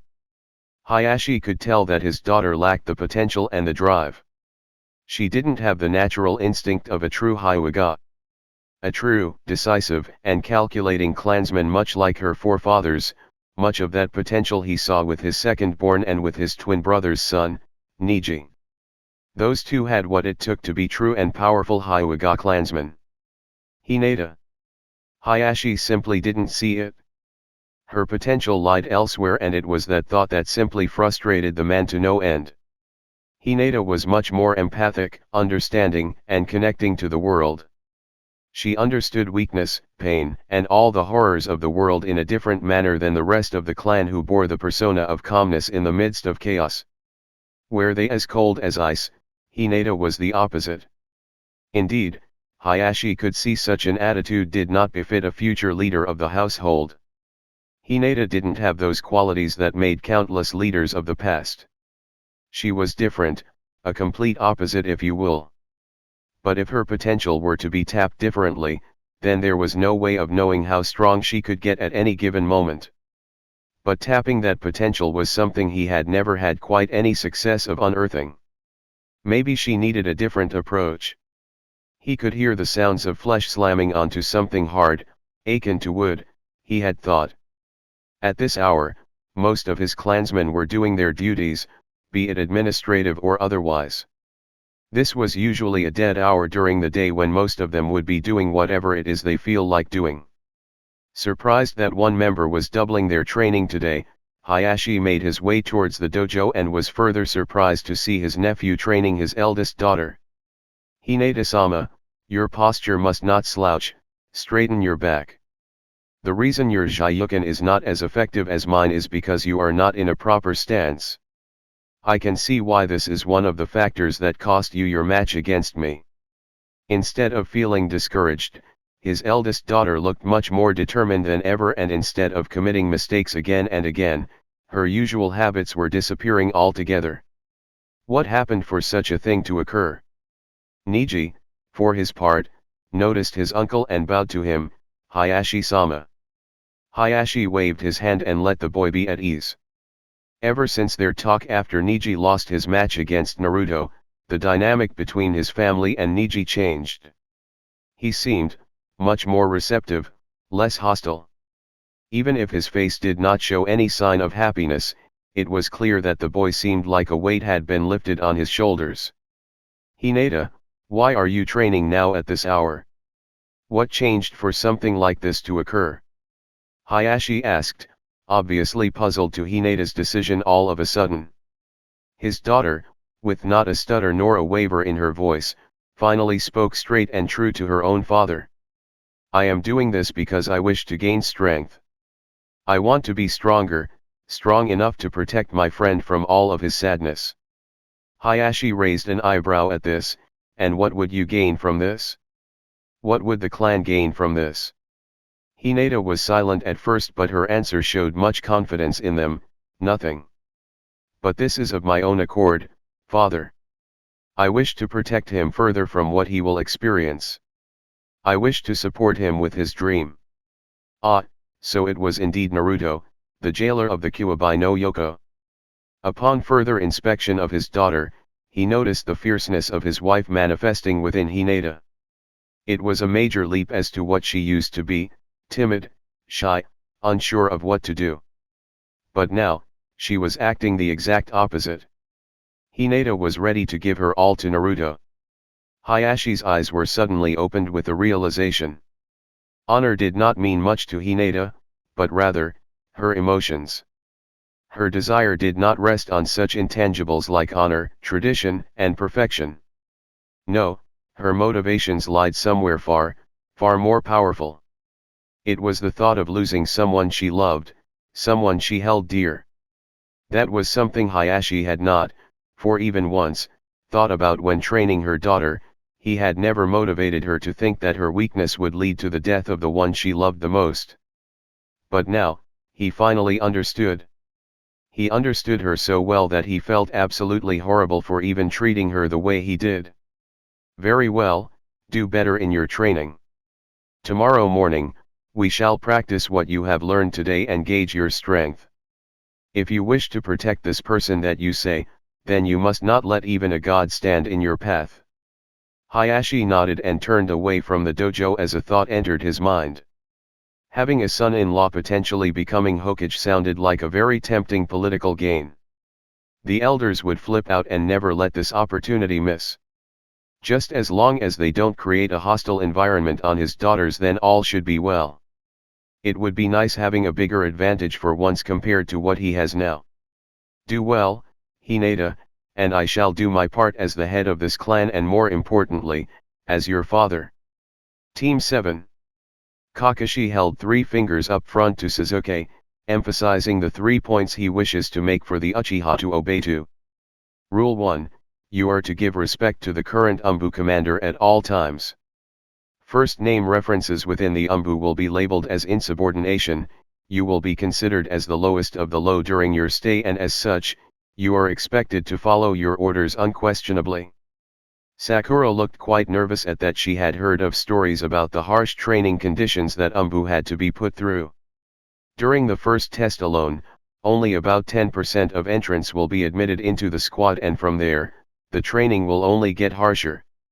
Sasuke didn't seem to faze for a minute there before he nodded. Falling in line and following orders were no problem for him, as long as the one that gives him commands was superior to him in every way. Second rule, you are not to divulge any secrets that the Umbu have. Share them, and you will be cut down for treason. Umbu are silent, they are the shadow of the Hokage himself. So much as a peep out of your mouth about the workings and mission logs of the Umbu, then you are guaranteed to have a session with Marino Ibiki. Third rule, and it's the most important one, your loyalty is only to Konoha and the Hokage. You will be assigned missions that can make you disillusioned at times, even question your loyalty due to missions that will surely leave a bad taste in your mouth. But you must know that what you are doing is for the sake of the village. Those are the rules of the Umbu that you must never disobey. They are the principles that guide the shadow of the village and the path that you must only see. Sasuke remained quiet and then looked down. Kakashi noticed that Sasuke seemed contemplating on the offer.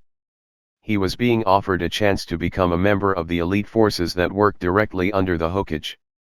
How could he pass something like that up? If I become a member of the Umbu, will I be stronger than Itachi?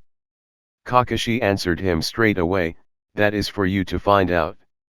Are you willing to take the necessary step, Sasuke? Sasuke never hesitated on his answer and he gave a nod. Very well, applicants are to be under intense training from a member or former member before they can enter.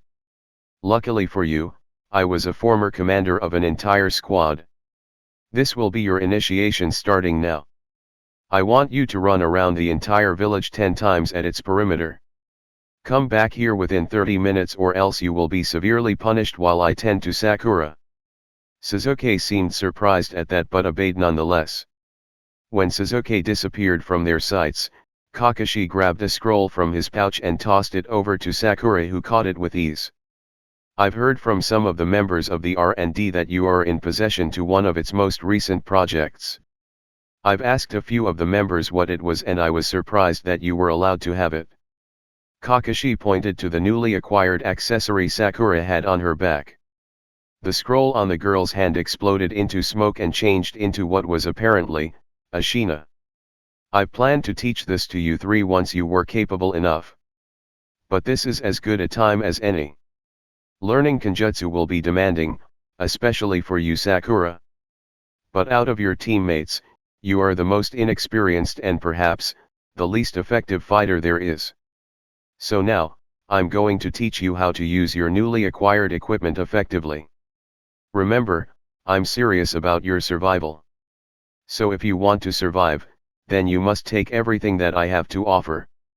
That includes the pain that I will unfortunately dish out and to have your body memorize that pain and adapt to my teachings.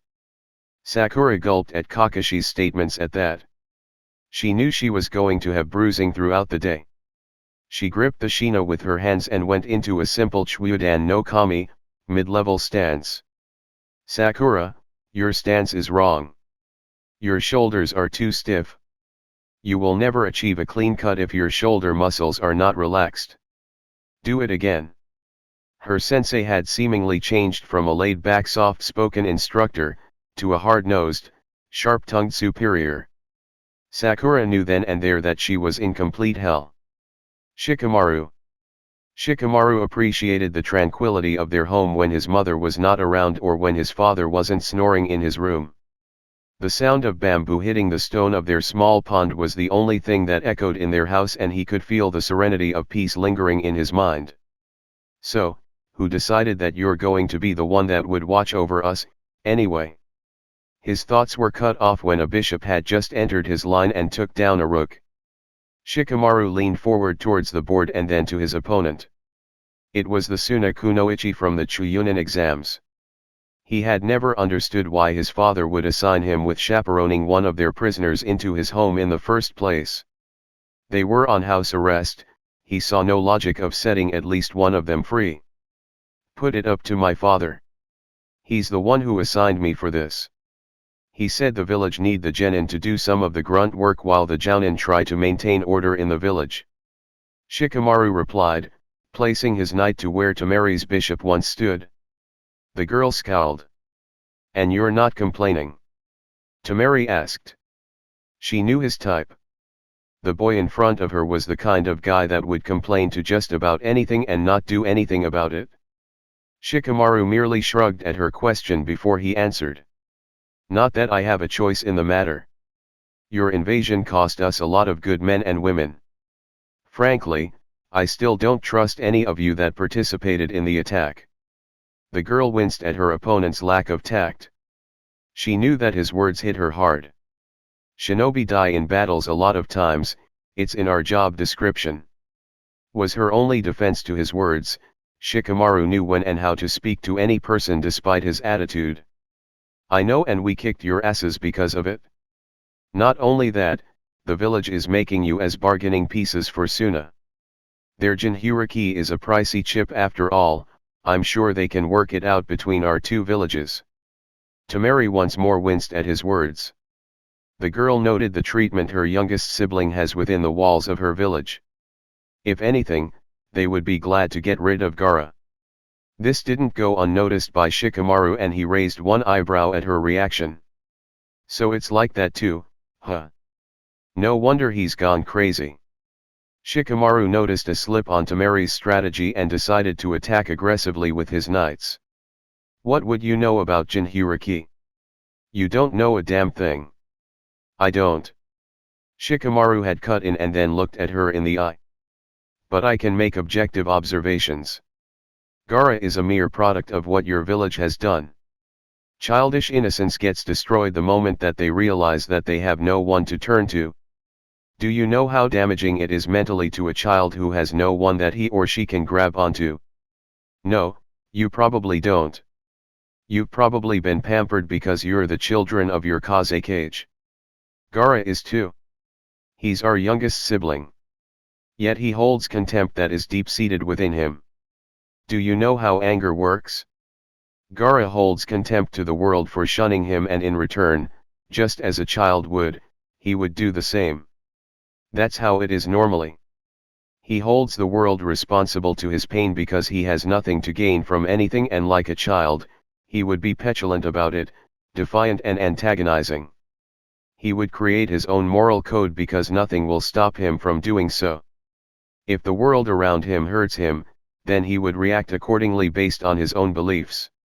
And you should know how dangerous that is. Temari looked down. Her emotions were somewhat calmed by Shikamaru's objective reasoning. Her opponent had been right to the letter about his assessment. The world isn't a wonderful place, it's terrible. I understand that. But what makes a child's life worthwhile is the life that he gains with those that should be the ones that give him affection. A child is selfish, but let him be selfish.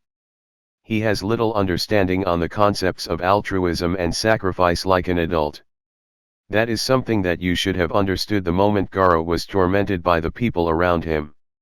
Shikamaru inwardly slapped his face at his own hypocrisy. Then again, he had not known much. A benefit that he learned when he knew about Naruto's condition was a form of empathy he had little understanding back then. But now, he had deduced himself well, and he would make it up to his friend by getting to know him better. I know that. I know all of that. But what could a kid do? My father isolated both of us from Gaara, he separated us, made us complete strangers to him. He alienated us from our youngest sibling. My mother was so happy when she was pregnant with Gaara, but when she died, we couldn't associate with Gaara anymore. I tried to get close to him, I did, but by then he turned to something that made me fear him. Temari punched the floor of Shikamaru's home, making the wooden floors crack from the sheer force embedding her arm within it. Shikamaru remained quiet for a time, when he finally heard sobs coming from the girl. Temari was a strong woman, that much he knew. But she was also human, and as human circumstances go, she was also fallible with her emotions, just like any other human. I distrusted my father after his actions. He was willing to torment his own child, his own child. He would not hesitate to kill my brother. Shikamaru had suddenly grown some disdain at the Kazekage. And Shikamaru's thoughts and beliefs were reaffirmed once more when he knew this was a cruel world that they lived in. He hadn't realized fully until the very end of their conversation, how he grew somewhat cold in a span of weeks after the invasion. This was not the empathy that he had thought about before. He could only watch as Temari let her emotions finally let out. It was a terrible sight to see on her mind, but she couldn't care less anymore. It was rather unfortunate of Shikamaru when his mother had walked in on them and upon seeing Temari cry, decided to reprimand his son for his attitude. Shikamaru sighed and massaged his temples. This world really is cruel. Konoha, nighttime. Sakura had to help Sasuke up as she aided him to his home.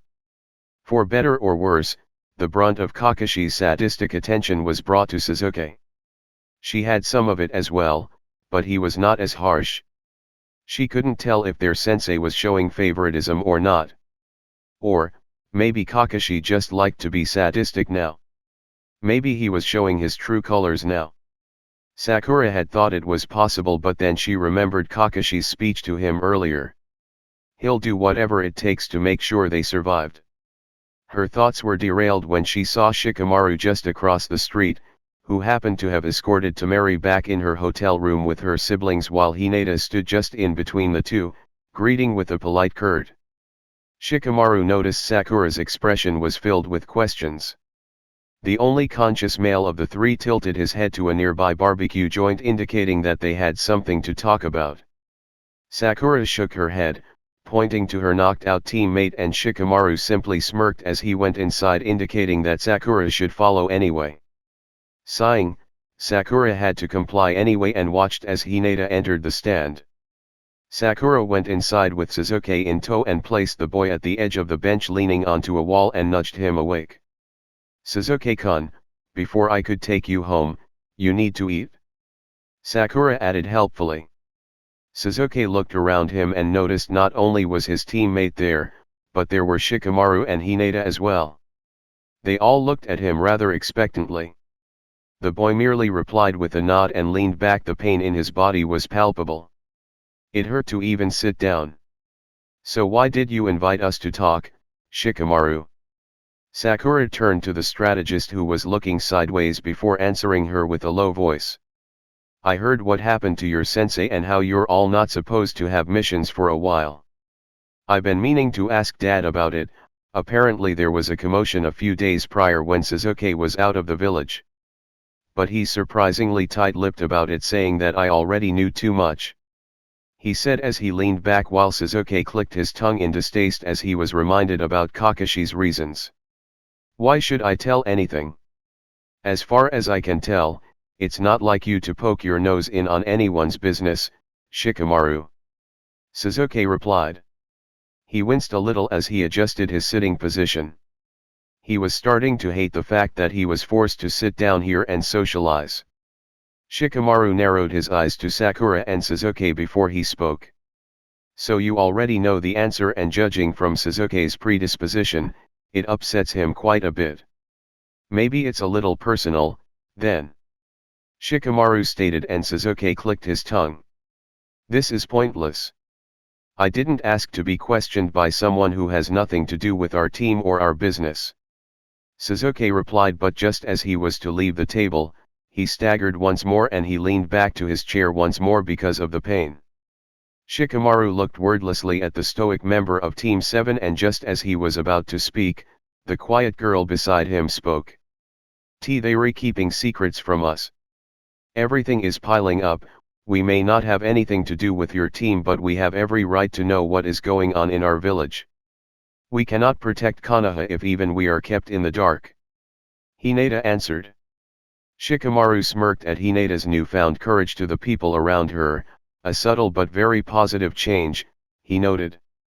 A few seconds of silence was settled within the quartet as their meals were presented to them and the meat and vegetables were grilled in front of them. Tough luck then, that I already know what happened a few days ago. I received the news from Asuma-sensei when he too was hospitalized.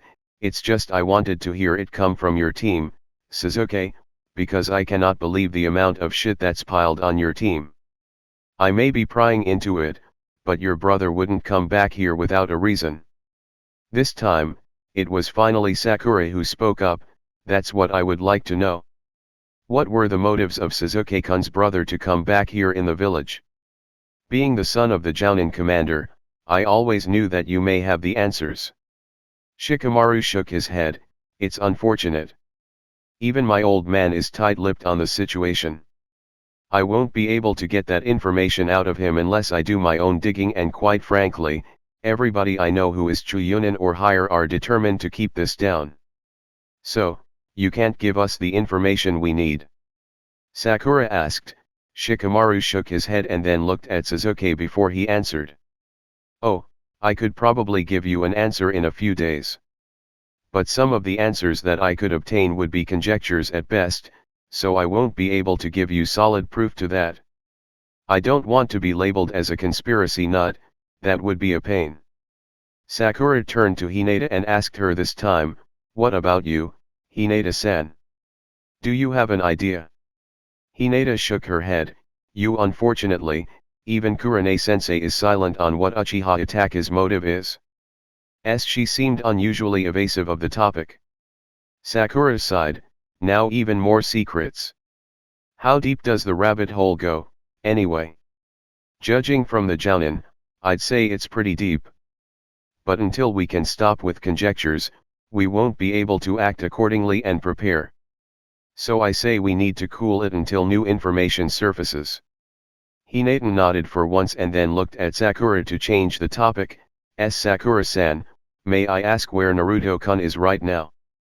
He's been sent on a separate mission. We don't know who pulled him out, but we're guessing it was some big shot within Konoha's ranks if he could pull strings like that. We're not allowed to take missions outside right now, remember? Sakura replied with a little smile as she leaned forward when Hinata blushed a little. The girl can be so cute at times when she's around Naruto or with even a mention of his name. Hinata nodded and then looked at Shikamaru. Whatever the case may be, we'll have to dig around for more info. I'm sure whoever pulled out Naruto for this mission, if he could throw his weight around like that, then he'll be in good hands. Hinata sighed in relief. Elsewhere. We have to get out of here now. Jiraiya shouted as he grabbed the startled blonde who was concentrating on his balloon to not let it pop before being grabbed by the waist and subsequently carried by his sensei. Come back here, pig. Take your supposed beating like a man. Shouted one of the women from behind them. Naruto just sighed in exasperation with his sensei. Naruto looked at his teacher with a deadpan face as he was being carried by his teacher. You just can't stop thinking with your dick, can you Ero Sennin? Castrate him. Yikes. Konoha. Why Yuri right, I'm sure he'll be fine. Hinata answered as they all began to dig in. Can you ascertain as to what Itake's motive is to enter the village? I'm sure he'll try again sometime in the future. Sasuke finally spoke as he ate. The conversation had taken a turn for his interest. Shikamaru raised an eyebrow at this but then replied calmly. Suddenly taking interest, huh? Give or take a few days. This is detective work the like of which I need to have confirmations first. Snooping around the mission logs would definitely cost me, so the best that I can give you are, like I said, conjectures. But you need to understand that you need to be patient, Sasuke. I know that a mere mention of your brother's name drives you on edge, but you need to be calm about it. Your revenge would be for nothing if you die by his hands. Sasuke nodded. Even though it felt like he was using them to his personal gain, he felt a little bit of weight lift from his shoulders when Shikamaru had offered his services to help. It felt somewhat helpful to him. Don't worry. By the time he returns to the village once more, I'll be ready for him. Somehow, Shikamaru felt Sasuke's determination seep through. It seemed there were things that Naruto imparted unconsciously in all of them. He could only give a grin. Outskirts of Tanzaku City, 5 days later, morning. Naruto stared at the balloon in his right hand. He felt that he was getting closer and closer to finally mastering this jutsu. Determination setting in, Naruto had set out to do just that. All the while following his teacher around as he gathered information. This time, Naruto had decided not to be left behind to supervise his sensei. Naruto sighed in annoyance at how it was supposed to be the other way around. The pervert had cost them their accommodations in the last town. He was not about to let it happen with this one just because Jiraiya decided to be a jackass and invaded the women's side of the bath. Well, the last informant said that Tsunade was going here. Wouldn't be a bad choice too. Tanzaku City is famous as a gambling hotspot, legal or illegal. The man said as he used the telescope in his bag to survey the town from afar. Just remember your job, Ero Sennin. I don't want a repeat of 5 days ago. Naruto reminded the older man who sighed in exasperation. One time, Naruto, one time. Yeesh. You let one thing happen and the next thing you know they're not letting you live it down. Then do your damn job. You're supposed to be searching for your teammate. I'm not the one who's supposed to be keeping you in line. Why the hell does a 12-year-old have to be the one to watch over you? Naruto reminded his lecherous master of his tendency to neglect duty over his unhealthy habit of voyeurism. Killjoy. Jiraiya snidely commented, making Naruto a little angrier. When you say it like that, it sounds like you're having one of those moments where you try to live out your youth again, Ero Sennin. The blonde mentioned, earning a raised eyebrow from the older of the two. You mean a midlife crisis? When you put it like that. Jiraiya trailed off and his shoulders slumped down as if he was being reminded of what being a hermit was all about. I never got to settle down and have a woman in my life. The gloom radiated from the old man, earning a little chuckle coming from the blonde. But as soon as Jiraiya's realization had hit him, he quickly recovered, surprising even Naruto and forcing the balloon in his hand to pop. But that's okay. My love cannot be contained by one woman alone. I, the great toad sage Jiraiya, have enough love to go around to all the beautiful women in the world. He proclaimed proudly, earning a deadpan look from Naruto. That has to be the stupidest excuse that I've heard in my entire life. and I've met Kakashi-sensei. Naruto proceeded to dismiss him as he grabbed another rubber balloon in his bag and started blowing air within it. Inside him, Kurama huffed and thought, that's saying something, coming from an idiot. Suffice to say, the whole day that they were searching, Jiraiya realized that Naruto was his golden Buddha at the casinos and even the lottery. A little over a few conversations earlier, he was dragged into a game and Naruto had accidentally blown away a set of dice that were meant for something else and turned into Jiraiya's bet. Astounded by the kid's luck, he fooled his apprentice into several games such as blackjack and even the slot machines. The kid won close to 500,000 ryo in a span of 3 hours and he didn't even have a fucking clue to what was happening around him. He even managed to turn the tide at a game of poker, for goodness sake. I'll bite your call and raise you 100. One of the high-rolling players said, looking at Naruto with sweat pouring down his face in the bucket loads. On his front, the blonde was looking rather confused at his pair of cards and got impatient and decided to throw all of the chips he had onto the table. Of course, he didn't know that the chips had a cost of 1,000 or more per piece. But Naruto thought the game was boring and frankly, his jutsu wasn't even finished yet. Everyone looked at the steel brass balls that the kid was displaying and looked in awe. Jiraiya was figuratively biting his nails and cursing the blonde for betting his entire money on his cards. His opponent looked like he wasn't going to back down. He had a good pair on his hands and on the river already. He had a king and a queen, a very good hand indeed. There was a king and a queen on the river, followed by a pair of twos that were a spade and a club and a single ace of diamonds. He looked at the blonde as he looked down on the river with pure disinterest and the man misinterpreted the blonde's nonverbal cue as a taunt. Getting a little over his head, the man pushed all of his chips down to the center of the table as well and showed his cards immediately. Everyone looked in shock at the two pairs sitting nicely just below the king and queen's river. Naruto on the other hand, displayed his set of cards to the floor and the man's jaw literally dropped at the cards Naruto had. An ace of spades and a two of diamonds. And instantly, Naruto's income tripled from 500,000 to 1.5 million ryo. The man fainted on the floor as to how much he had lost against a child who had fooled him thinking he didn't know anything about the game of cards. Jiraiya quickly ran over to the boy's side of the table and patted the boy on the back. By the lucky stars, the boy rooted a high-rolling gambler with a full house. My apprentice has been blessed by the goddess of luck. I'm so happy I could just. Can we go now? The blonde asked. Jiraiya most certainly nodded and walked away, along with 30% of the winnings that Naruto had with him and a grin so big it threatened to tear his face in two. His happy mood suddenly changed when he heard and felt a low rumble coming from somewhere a little farther.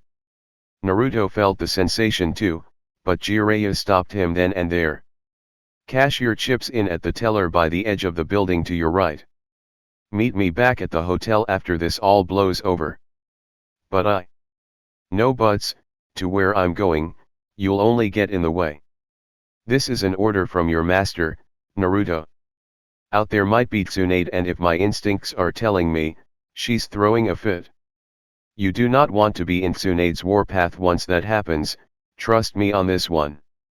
Jiraiya had cut him off and disappeared in a cloud of smoke. Naruto sighed as an assistant came to help him carry his chips over to the bank and exchange them for cash. The blonde reluctantly obeyed his master only because the perverted hermit looked unusually serious compared to his behavior he had earlier. Tanzaku Castle. Jiraiya had arrived at the scene, weary and most likely anxious. From the smoke and debris that he could see from the distance, he could tell that a large portion of the castle had collapsed and add to that, a huge section of the wall crumbled in on itself destroyed most likely by his female teammate. When he had arrived, he had expected for Tsunade to be in a sour mood and quite right he was. She was scowling and her hands were clenched into fists while she was staring at nothing in particular. That meant that Tsunade had met someone to have pissed her off. Now who could that be? Well, isn't this a sight for sore eyes? I get to see two of my former teammates in one day. What are the chances of that happening? She opened to Jiraiya. The toad sage right then and there, looked serious. She had encountered Orochimaru and by the looks of things, he got under her skin too much for what Tsunade needed. Tsunade. Jiraiya greeted with a nod before he jumped down from the tiles above and landed beside her and her assistant. What did you come here for? Are you here to make an offer for me too?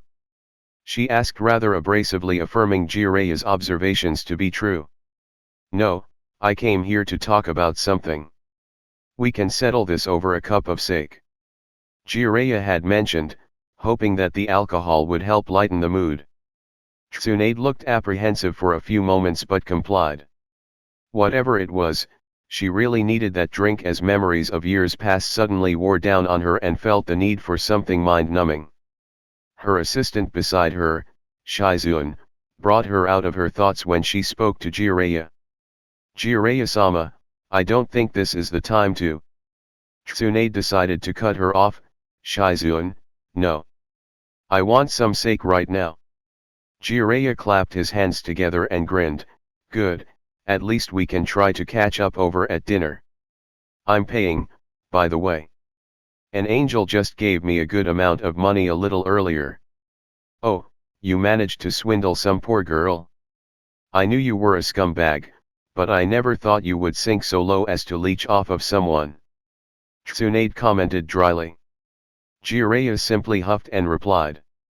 I don't want a lecture coming from the vagabond that is wasting her family's fortunes away by gambling. It's not like I can't afford it anyway, I'm a best-selling author, after all. Jiraiya replied proudly, earning a look from Tsunade that made her sick of her teammates' pride on erotic novels. Let's just get that sake now before I change my mind.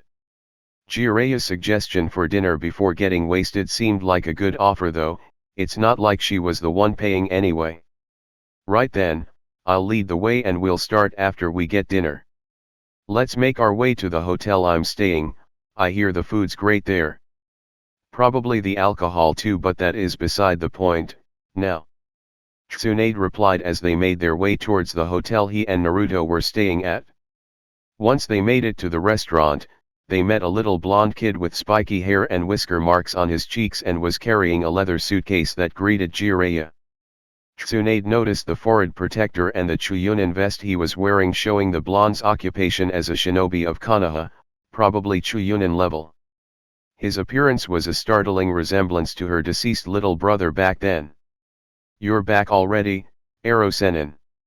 Hey, can you believe that all those chips that I won were actually worth something? Oh man, I have so much money right now from playing all of those boring ass games that I don't know where to spend it all.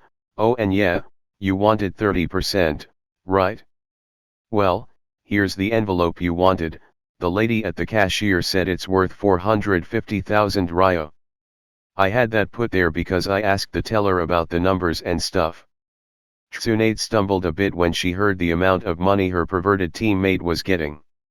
How in the actual fuck was that even possible? Her voice shaking, she asked her teammate, who is this kid? Jiraiya looked back at Tsunade with a raised eyebrow while he was counting the money in the small envelope and grinned at her. Why, he's my new apprentice, Tsunade Hime. He's practically blessed by the goddess of luck and I would appreciate it if you would not exploit him that way. So this was the latest vessel for the Kuwabai no Yoko. She thought, but it only came more as an afterthought when Tsunade drooled at the possibility of winning so much with that child. She can probably pay off all her debts and then some. You know, your hypocrisy about this knows no bounds, Jiraiya. Also, Ero-senin. Your own apprentice doesn't even respect you. Jiraiya answered rather defensively at that. Hey, my apprentice, my rules. And he so does respect me. No, I don't. The blonde replied with a deadpan that made Jiraiya turn to his apprentice and said, you should at least back up your master when he's being falsely accused, brat. You owe me your win at the Chuunin exams. Tsunade laughed at Jiraiya's misfortune as they entered the restaurant. Naruto decided to plop the suitcase down at his front and opened the said item to see stacks of money neatly compiled and fitted in the bag. Tsunade's greed and jealousy were already kicking in, as did astonishment and wonder. I don't think I've ever seen something so glorious to this day. Maon, I have this much money right now, I wonder where I'll spend all of this. Naruto imagined himself buying so much ramen that he'd be swimming in it by the time he was done. Jiraiya coughed and lectured his apprentice on the value of money. Kid, there are 3 vices that shinobi should avoid, and that's sake, women, and money. All that money shouldn't be spent so flippantly, you need to have some control over it or it will control you. Tsunade, Shizune, Naruto, and the pet pig all had an eyebrow raised as they looked at Jiraiya with total disbelief. Are you seriously hearing yourself say this horseshit, Jiraiya? Tsunade asked incredulously at her teammate, because she explicitly remembered her teammate violating the same rules and is even worse than her. Jiraiya merely ignored that comment. As if to further prove his point, Jiraiya added, look at what money did to my teammate over here. As you can see, she's a homeless bum because she wasted it all away because of her own greed and addiction. You wouldn't want to be like her one day. Jiraiya, you might be paying for dinner, but I'll knock your block off and snap your spine like a twig if you keep this up. Jiraiya knew when to shut up and let his ill-tempered teammate cool off, or else he'd probably be at death's door once more. And he has been there one too many times already. When the food came, Jiraiya had leaned in front of the table with both elbows and covered his mouth as he was about to speak. Tsunade noticed the seriousness of the situation and remained quiet. She always knew things were really serious when it was Jiraiya was looking pretty damn focused. Compared to Orochimaru or her, Jiraiya had a knack of controlling the environment around him. If he wanted to be serious, people would listen and tensions began to rise. This was something she had known for quite a while. Sarutobi-sensei died the day of the invasion in Konoha, and the village is without a Hokage. The elders and the council have decided that you be the successor to both the Yondaime and to Sarutobi-sensei. Tsunade raised her eyebrow at this and disputed, before they could ask me, I'm sure they asked you first, Jiraiya. The Toad Sage nodded but replied, they did. But I had to decline that offer. There are multiple factors that prevent me from taking the position, such as maintaining the spy networks that I've set up around the world and laying out what I've planned for the longest time. Then it's a smart decision that you didn't take it then. Being Hokage is only a fool's dream. By then the room had gone eerily silent. Naruto stopped counting the bills in his suitcase and closed it shut. He looked at the person who had dared to insult all of the Hokages that came and lead the village of Konoha to where it was today. He had finally taken in sight the woman that was sitting right across Jiraiya's side. The most eye-catching feature that could be noted from this woman was the size of her bust. Hell, anyone could probably notice it, even women. Second was her blonde hair, tied into 2 pigtails. Her hazel brown eyes were staring at Jiraiya, the whole looking with disappointment but with conviction. She wore a sleeveless kimono that was covered in a modified green haori that had the sleeves reach just below her elbows. The woman had a purple diamond mark on her forehead. What it was, he didn't know, nor would he give a fuck about it. She had said something that really pissed him off. What did you say? He asked, in a rude fashion that could have resulted in him butting heads with anyone within a 10-meter radius. You heard me, brat, being Hokage sucks. Only idiots would dream to have a job like that. By now, Naruto was reaching the limits of his very little amount of patience. So he slammed the table with his hand and pointed to the woman in between her eyes. You've got a lot of nerve calling all of the Hokages as idiots, lady. I don't give a fuck about what your problem is with the Hokages, but you just insulted those that went before you and my dream. Being Hokage is an honor I'm willing to have, and a drunken gambling hobo who insults my dream doesn't have the right to criticize those who were given the title. For a moment there, Tsunade could see a little part of his little brother in this boy. But she shook her head mentally. Bringing up the dead had no place in the world of the living. Jiraiya, it seems your apprentices get uglier and uglier as time goes on. He's horrible on the manners department too. Why do you keep doing this? Tsunade asked as Jiraiya merely replied and leaned back on his seat with a smile. I told you, I have plans that took a long time. I won't disclose it here or ever. Suffice to say that brought the key to solve everything. Tsunade was looking at the kid and she felt as if he was ready to jump at her and get the chance to deal some punishment. Tsunade laughed at the thought, this kid, who looked freshly out of the academy even though he was already a Chuunin. That takes some other kind of guts in her eyes. You want to take this outside, little man? Tsunade goaded. Naruto didn't need to think twice. Bring it, lady. Jiraiya had to hit his face with his palm. Once outside, Tsunade smirked at the bravado of this kid. Did he not know who he was facing against? If he knew Jiraiya, then he must have known about her. I'll tell you this just once, brat. You should throw that dream away before you get yourself killed. A fair warning would suffice for Tsunade. But the kid didn't even look like he was having any second thoughts. And I'll tell you this just this once, old hag. That I'm not giving my dream up just because some washed up has been told me to. That earned a tick mark on her forehead. Shizun flinched at her mentor's dislike on the remark of her age. This wasn't going to be pretty. Well, he's gone and done it now. Jiraiya commented as he got outside and stared at the showdown that was about to happen. Did he think of this happening when he brought the boy with him? Most certainly, but he brought Naruto with a much more reasonable justification in finding Tsunade. Naruto in a lot of ways looked and behaved just like Tsunade's younger brother, only with an additional baggage being the byakugan that was sealed in him. Jiraiya hoped that by bringing Naruto along, it would spark something in Tsunade that would throw her out of her game. So far, that part of the plan failed when Naruto stupidly challenged Tsunade to a fist fight. Oh! Jiraiya, not only is your apprentice ugly, he's practically begging to be humiliated. Tsunade then held out her index finger and pointed it to the blonde. Just for you, I'll use just one finger, brat. Let's see how good a future Hokage will be against me. Naruto did not give out so much as an emotion other than pure resentment for this woman, tranquil fury being his only emotion. He leaned and charged forward without as much as a hand sign or a flare of his chakra. Jiraiya, knowing better, frowned and noticed something was up when Naruto charged straight ahead. This isn't what I taught him. Naruto is up to something. Tsunade raised an eyebrow as the blonde charged at her in a straight line. She shook her head as he reached closer and closer to her. It seemed the credentials of being Chuunin was lowered since her time away from the village. A boy like this charging at her with no plan was suicide and not something a Chuunin, even the newly minted ones, would have done. Naruto let out a straight hook at her and she dodged effortlessly against his attack.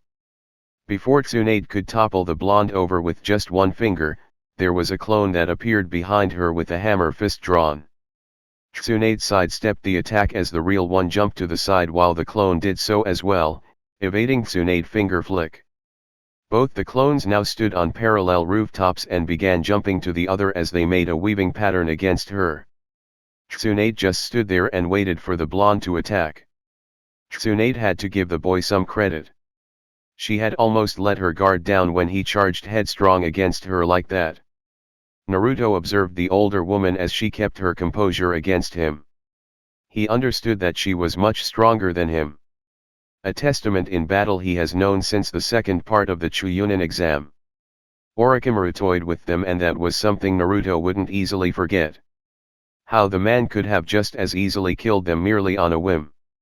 Jiraiya, since when did this boy learn a kinjutsu? The toad sage smirked and replied, before I met him. Tsunade seemed slightly impressed. With that in mind, Tsunade took the first step and began to walk calmly at the fast-moving blonde and his clone. Both landed to the ground. Tsunade was placed in the middle. Naruto and his clone charged as the woman remained composed. Tsunade noted that this attack would be a feint much like the last one and that the next one would appear when she was left wide open. She smirked. A simple strategy that could have worked against any other person once, will not work on a member of the Sunin twice. She sidestepped a Naruto clone and with her index finger, poked the one on the opposite side, dispelling him. Anticipating what was next, another clone had appeared from behind her, ready to perform another strike that was aimed at her face. The blonde flew past her, and tapped the clone at its throat, dispelling it. Now shrouded in smoke, Tsunade heard something that she would have never guessed to have come from the boy. A blue, shining orb, grinding and ringing in her ears, made its appearance known from the smoke. It was the Rasengan.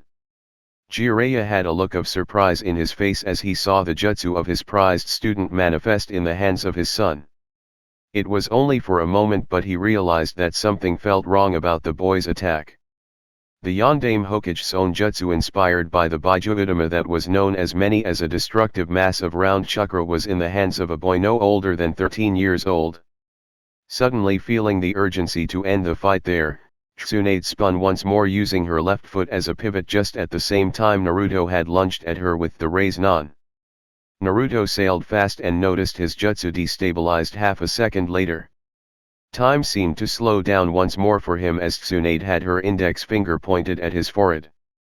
With a flick of said finger, Naruto felt the force of a rampaging bull and then some slam onto him so hard that he felt every bone in his body shook from the impact.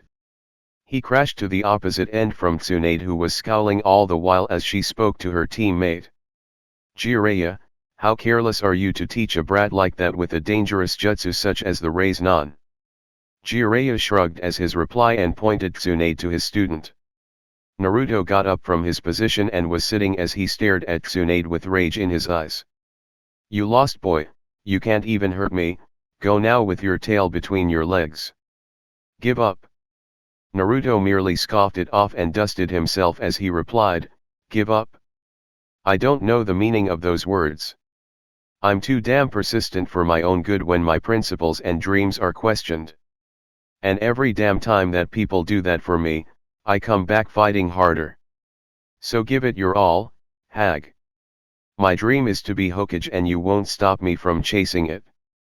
The words of Nawaki and Den repeated themselves to Tsunade once more, and she was faced with the images of her dearly departed people standing beside the blonde who was gripping his hands into fists. All right, that seems to be enough. Jiraiya stepped forth in between the two. Naruto reluctantly relented and didn't speak any further.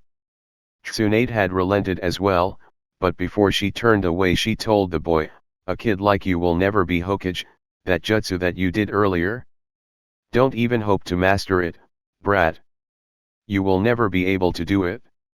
Naruto this time turned his back to Tsunade and gave a fierce grin at her, don't count on it, you old hag. Give me 3 days, and I'll finish this jutsu and show it to you. And I always keep my promises. You want a bet? Tsunade egged the boy on, and the boy raised an eyebrow at this. Give me a break, lady. What could someone like you put on the table for a bet? Ero Sennin said you were flat broke. Ah, but it so happens I have this necklace up for a bet. Tsunade emphasized her point and pointed to the green necklace that she wore. Meh, what's a necklace worth anyway? I don't see the point. Naruto, that necklace belonged to the Yondaime Hokage, Tsunade's grandfather. That thing alone could probably buy 5 mountains worth of land. Jiraiya pointed that out, earning a surprised look from the blonde and then turning back his gaze to the necklace. The money certainly is a good prospect, but the memorabilia alone of the Yondaime Hokage? Hell, that's even more awesome. You're on, lady. Make sure you have that necklace ready by the time I'm done. The will of the future Hokage will not be defeated. This was Naruto's vow. This vow that he made to Tsunade will be one that he intends to keep, like all of the promises he had made. Just like all those times when people have doubted him, he will show her just how wrong she was on her assessment of him. He will win this stupid bet. Chapter 8, Legacy Awakened. The legend of the Three Wolves Fanged Maw Cavern was perhaps a testament to the great literary boom of the samurai culture in ancient times. It is widely believed that the legend comes from the tales of samurai and their families that were crossing of what is now known as Iron Country. These samurai often had to fend off night predators of the snowy country during the night. It is said in legend that a great wolf with 3 heads, who held control above all heavens, made it snow in the country constantly and so harsh, that no creature could ever live in the lands of pure white snow. The wolf in legend, contained within its possession, was an orb that made its power so. Legend states that Susanoo wo Mikoto, the god of storms, dared to cross the land with nothing but his divine sword, aim no Murakumo and the clothes on his back in order to obtain the orb, as a gift in appeasing his sister, Amaterasu Omikami. Braving the cold winds, Susanoo had finally reached the monster at the very center of the country itself, sitting upon a black obelisk-like stone, and under its paw was the said orb.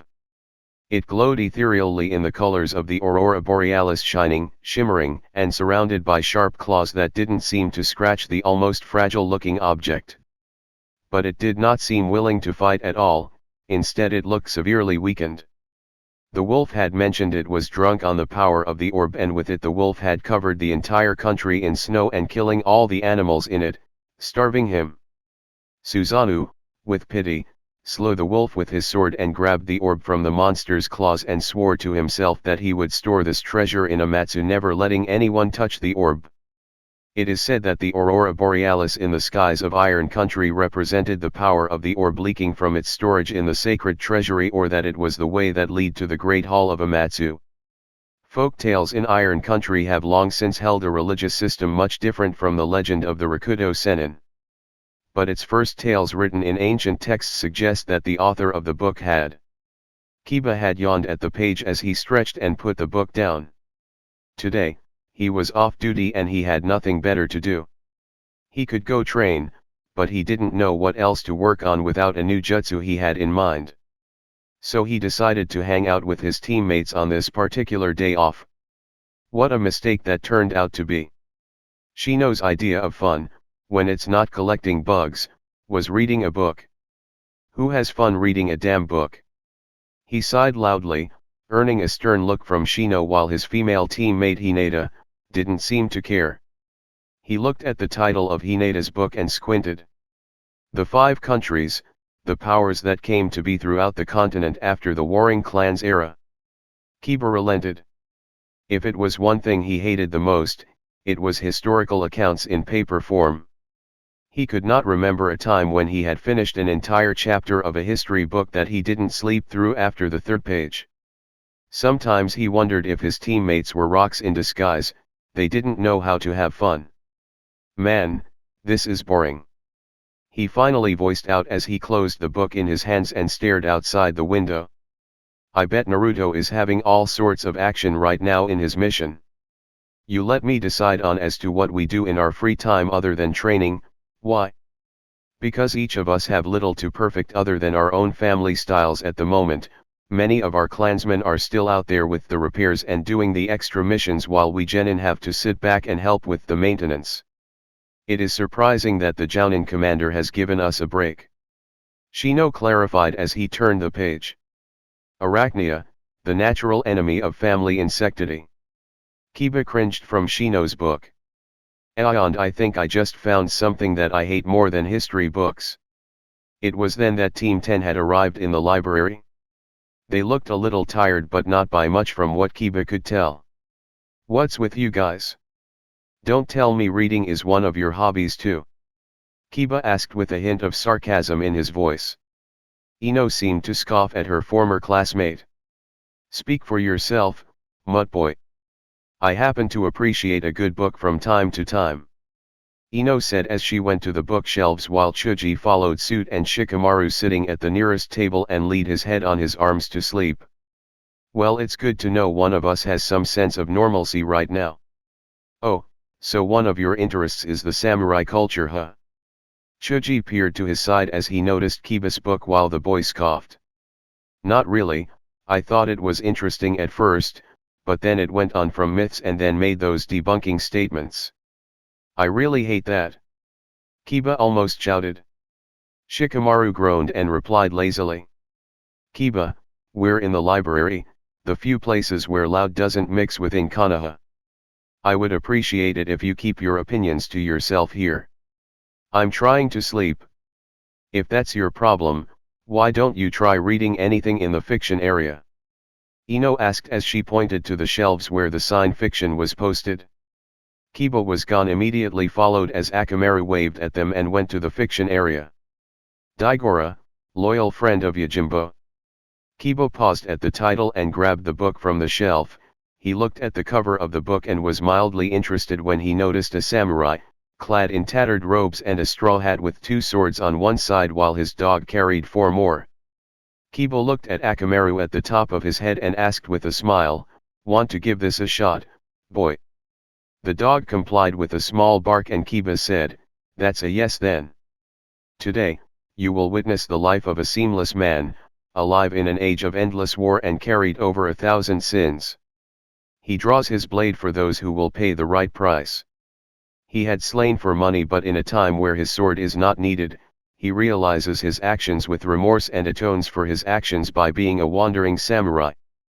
But he is not alone, for at his side, was his most loyal friend, his most trusted companion, Daigora. With Daigora, the repentant warrior would create once more, another legacy." Kiba smiled. This was something he could definitely get behind in Tanzaku City. Naruto was out into the woods again to train. This time, he had begun to use clones to learn the final stage of the Rasengan and learn it by one hand. He was having a ridiculously difficult time at it too. The shape would destabilize when he tried compressing the chakra in a thin shell layer. It was freaking frustrating as he had made little progress since training with shadow clones. Try as he might, performing the Rasengan with one hand would make even a seasoned jounin nuts about the difficulty curve in chakra control. Naruto gritted his teeth and sat down under a shade of a tree beside its tree trunk. He looked up, the sun's light muffled by the leaves that blocked most of it. He sighed. It was getting dark in the first day, he had yet to dispel any of his clones and he was tired as hell. What the hell was he doing wrong? Naruto had never been back at the hotel for almost 24 hours. Jiraiya had not come to pick him up. The boy scoffed, the man was probably still trying to convince Tsunade. Naruto wouldn't even accept someone like Tsunade as Hokage. May I ask a little bit of your time, Naruto-kun? The boy was thrown out of his thoughts when he saw Tsunade's attendant, Shizune, along with her pet pig, as she looked at the boy with a concerned look. "Shizune-chan?" Naruto asked, curious as to what this woman wanted from her.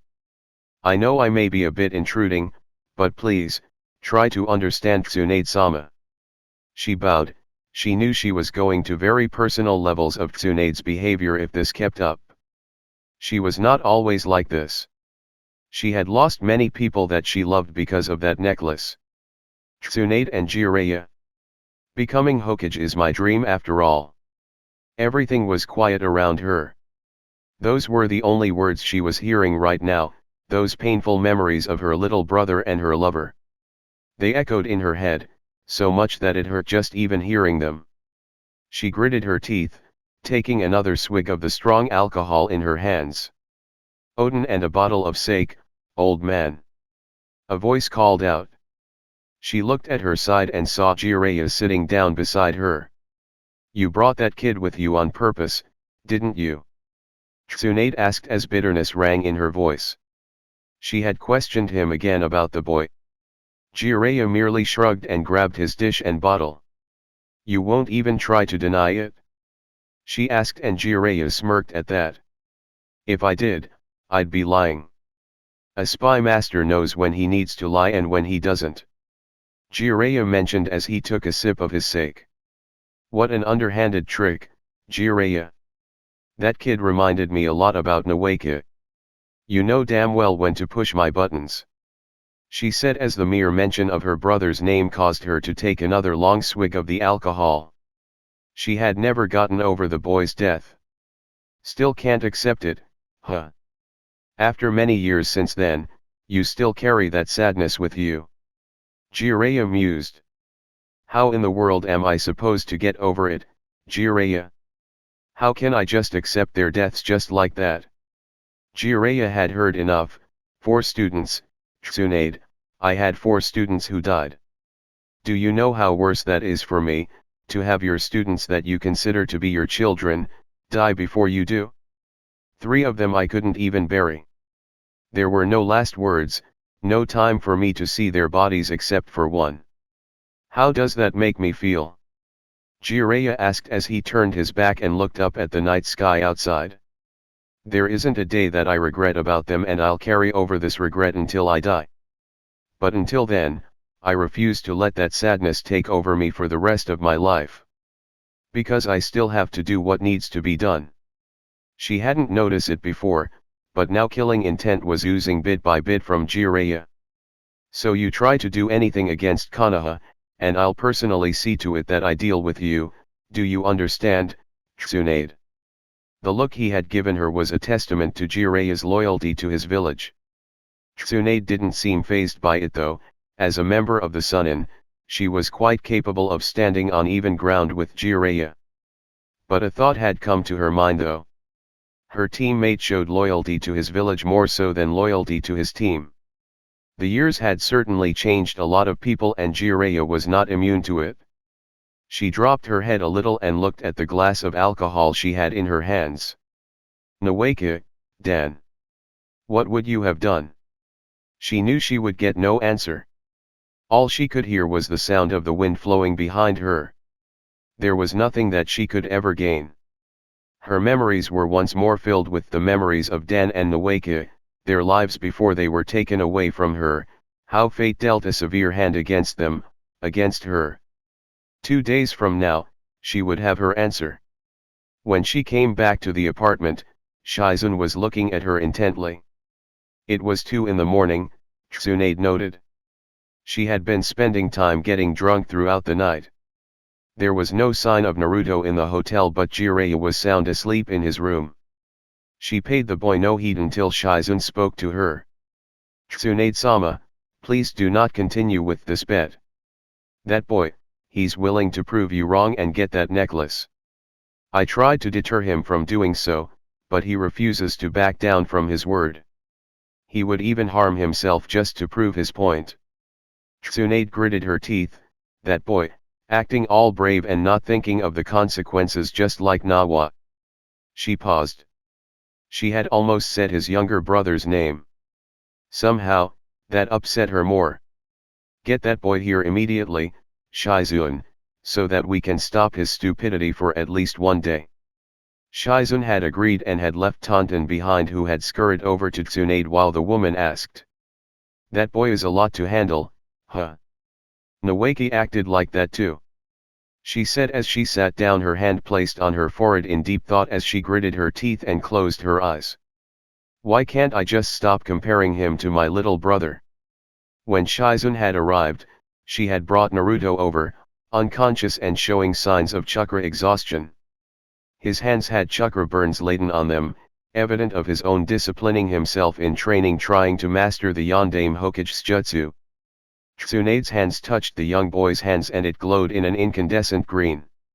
Shizun had watched her master at work as she slowly mended the boy's wounds. There was no blood, only scrapes and burn marks. She had stopped the inflammation of the boy's chakra coils by suppressing any more inflammatory cells, effectively numbing Naruto's hands from the pain. Shizun, no matter how many times she had seen Tsunade's work, remained astounded of her master's ability to heal injuries. It had been a long time since she showed her skills, but seeing it now at work once more, she couldn't help but compare Tsunade's work to an elite artisan. This was a testament to Tsunade's skill as a medic nin. Tsunade then stood up as she let go of the boy's hands but didn't walk away for a few seconds. She watched the boy asleep for a few minutes without a word before she informed Shizun that she was going to bed. Throughout her sleep, she recalled dreams of her lover Dan, but her little brother's memory seemed to become more prominent. When Naruto woke up, he felt his arms were okay. His fatigue was gone and his sleep had fully restored him. Which was puzzling, because he had remembered exhausting himself to the brink of his arms were aching and burning in pain due to the constant practice of performing a one-handed raise-non.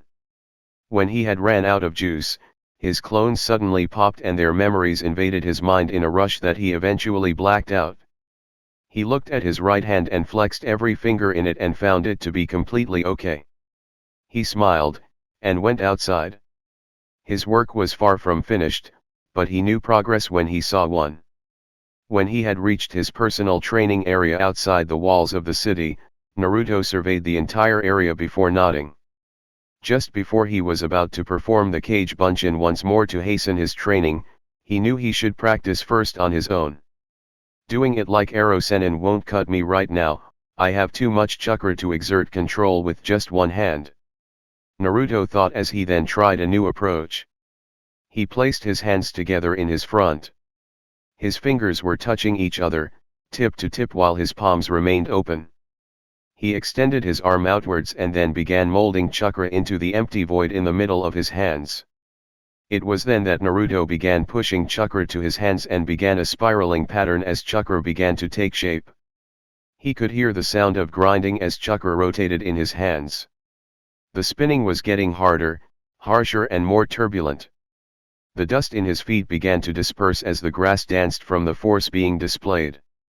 It was then that Naruto applied the shell of thin chakra around the orb to contain the force of his chakra within.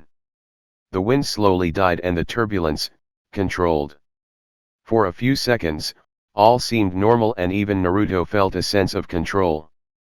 But the shell of the technique completely shattered from the sheer force as Naruto was sent flying from his place and onto cold hard ground a good 10 feet from where he stood.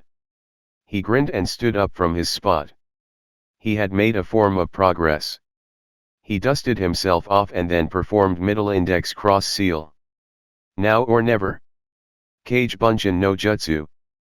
Naruto shouted as hundreds of clones appeared all around him, all wearing that grin that the original had. It would take Naruto a few more dedicated hours before he pass out again, Shizen finding once more unconscious and dragging him back to the hotel. Like the previous night, Jiraiya would arrive earlier while his teammate would arrive into the early hours past midnight with the stench of alcohol lingering with her. This time, Tsunade didn't heal him when she arrived, undoubtedly drunk once more. The next day, Jiraiya awoke with a sense of grogginess. He could feel his body being heavy and he was having a difficult time standing up. Why would I be? No. Tsunade. Jiraiya tried to stand but found himself leaning on the wall as Shizen came barging into his room. Tsunade-sama. What's the matter? Jiraiya asked. His voice was raspy but he was slowly gaining his sense of balance. She's been missing throughout the day. I think she's going to confront Orochimaru on her own. Shizen shouted, earning a grunt from Jiraiya before he answered. Damn that Tsunade. She drugged me last night and I never even noticed. It was then that Naruto had woken up and gave the two a quizzical look. What's going on? Jiraiya went outside as he said, no time. Grab your gear and prepare for a fight. We're going to where Tsunade is right now. Naruto suddenly felt the grogginess of the morning escape him as he felt the rush of adrenaline when he had grabbed his stuff from his bag, outfitted himself with his gear. He jumped right after Jiraiya and Shizen, who were all being led by the woman's pet pig. Whatever is going to happen, Naruto knew that he had to prepare himself for the worst. Outside Tanzaku City. Well, Tsunade. Have you thought about my proposal yet? Orochimaru asked to her, smirking at the woman as she stood in front of him. Behind him was Kabuto, remaining silent and adjusting his glasses. That man was looking for any signs of betrayal just in case. Orochimaru looked back at Tsunade, who gave a silent nod as she approached Orochimaru. The Snake Sunin smiled. Who knew his teammate was this easy to coax? The trivial emotions she displayed was easy to play with and manipulate. A mention of her loved ones who died tragically was all the push he needed to persuade her teammate. He made no further reasons to hide his intentions when he had his arms healed. He had said before to Tsunade in a clear manner, he was going to destroy Konoha once his arms were healed. The woman's right hand glowed in a gentle green as she slowly approached Orochimaru's hands. Finally, this suffering ends and I can continue what I have been planning all these years. His thoughts raced at the intoxicating prospect that he was going to able to use jutsu again. The thought was exciting, relieving even, to this immense pain that he was experiencing. But as his taste of sweet victory drew near, his thoughts of power were abruptly ended when a kunai flew in between them, forcing Orochimaru to jump back and look down angrily. To think that you would do this to me, of all people. His face became murderous and turned to his former teammate. What is the meaning of this, Tsunade? His assistant, Kabuto, spoke first. That technique she was about to perform was a cell disintegration technique. She was going to obliterate your arms by overloading all of cells with volatile chakra, Orochimaru-sama. You dare ask me that question after playing me for a fool, Orochimaru? She asked, her voice turning to venom. You play with my emotions and you continue to belittle me, even though I am also part of the Sunin. You will pay for your arrogance, you filthy snake. She was about to charge when Orochimaru shook his head and replied. A shame then, too bad, Tsunade. I really was planning to bring Nawaki and Dan back to life. He chuckled as Tsunade's temper flared. You don't ever mention their names to me, Orochimaru. She then charged at her teammate. Kabuto intervened and stepped forward, to face off Orochimaru's opponent. It's a shame that you have turned out like this, Tsunade-sama. You could have been a valuable ally and I wouldn't have to resort to this. Kabuto pulled out a kunai and rather violently lacerated his hand with it.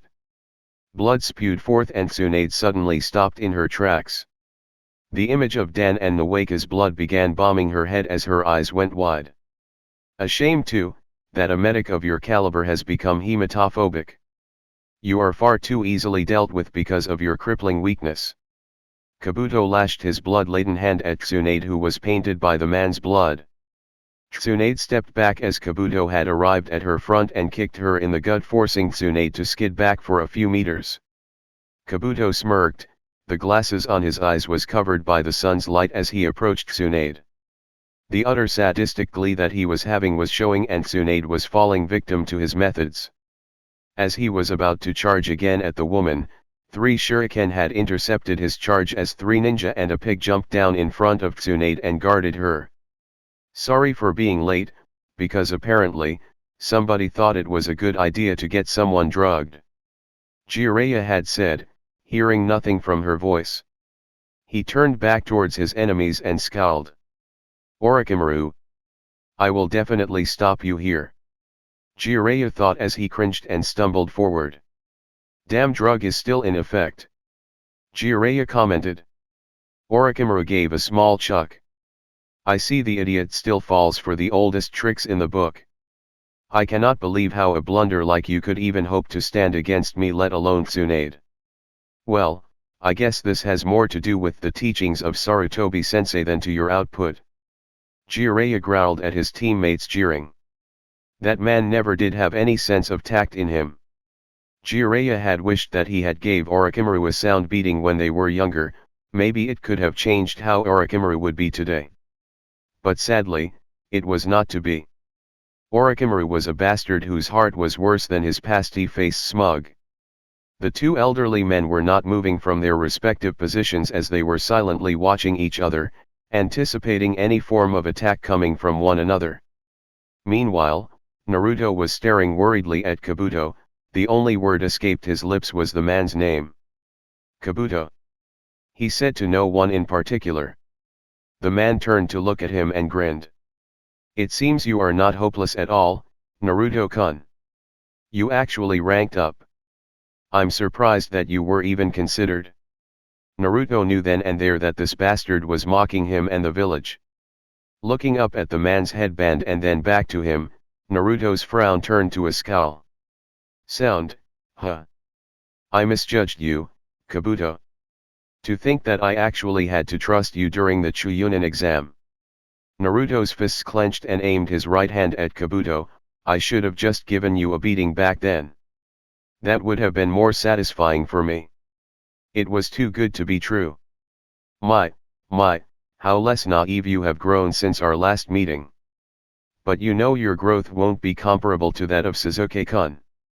Kabuto said those words with a hint of amusement in them. Naruto didn't look like he was too pleased with that. If your aim is to piss me off, then you're doing a damn good job. Right now I just want to beat you up within an inch of your life. When Naruto began to go into a basic stance and clasped his hands together for a hand seal, Kabuto's amused smile grew and raised an eyebrow at the boy. You. I admit that you caught everyone by surprise, Naruto-kun. Your display of talent surpasses that of talented members from prominent clans. I must say I was quite impressed, but do remember this. In Orochimaru-sama's eyes, you are nothing but a hindrance. Compared to Sasuke-kun, you are nothing. A guy who can't even make his own opinions doesn't deserve to look down on other people. You're just some lackey, Kabuto. You're nothing. This seemed to have an intended effect. Kabuto scowled at the boy. You little brat. You don't know what you just got into. Kabuto. Orochimaru interrupted. The silver-haired medic looked to his master and nodded.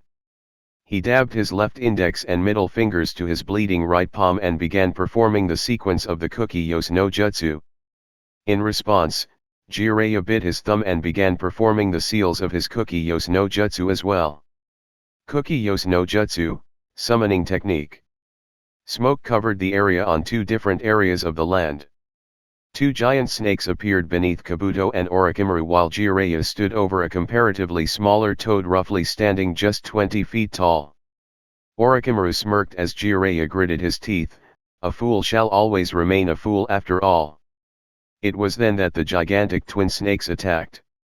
Thankfully, Jiraiya's toad was agile enough and could jump adequately enough to avoid being struck. As the toad took flight and danced in the air as the snakes narrowly struck it down, Jiraiya was already in the midst of performing another technique. Doton, Yomi Numa, Earth Release, Underworld Swamp. The ground beneath the twin serpents suddenly softened and already, half of its body was absorbed into the quicksand like mud. Kabuto, take care of the rest. Jiraiya is mine. Orochimaru commanded his subordinate, who agreed and jumped from beside the snake Sunin and headed straight towards his target, a vulnerable Tsunade. Stand back, Naruto-kun. Shizun pulled the blonde back with her left hand and in quick motion, reeled her sleeve back, revealing a set of 5 senbon launchers that was seemingly laced with poison. Kabuto counted 5 and in a matter of less than a second, he reacted accordingly when Shizun pulled the strings back and fired her weapons. He drew a kunai from his pouch and deflected 3 of them while 2 passed by over his head when he ducked. His hand glowed in blue in what Shizun would recognize as a chakra scalpel. Shizun reacted quickly and engaged Kabuto in hand-to-hand, with her own chakra scalpel. Chakra scalpels are like invisible blades depending on what the user wants to cut. It could go deep within the body to sever arteries or organs fast. If he has knowledge of this jutsu and he engages in combat, then he might be a medic that can go on the offensive without much of a problem. Shizun thought.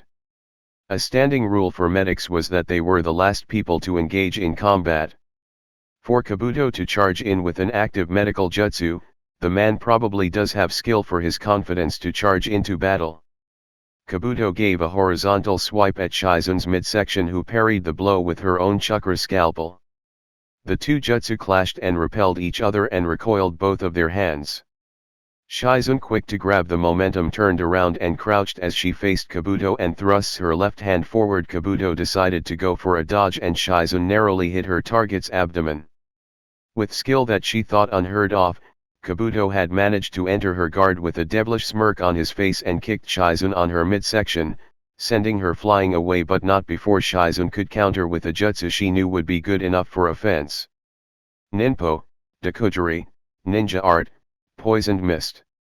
Alarmed that this ninja knew that particular technique, Kabuto's eyes grew wide and his pupils turned to pinpricks as he was soon engulfed by the poisoned cloud. Even a small whiff of this cloud will kill me. When the poison mist cleared, Kabuto was nowhere in sight.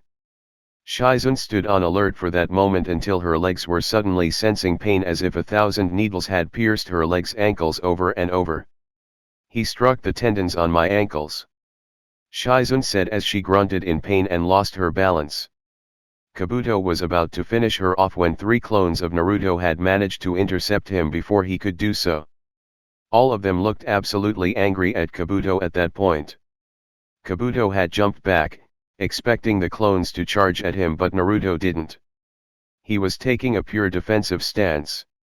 It was wise of you to not engage me head-on, Naruto-kun, you are getting better at your judgment. The boy didn't say a word, but Kabuto grinned. But even with that growing mind of yours, you will never be able to catch up to Sasuke-kun. Kabuto adjusted his glasses and his wicked grin grew wider when the three clones scowled at Kabuto. Go fuck yourself, Kabuto.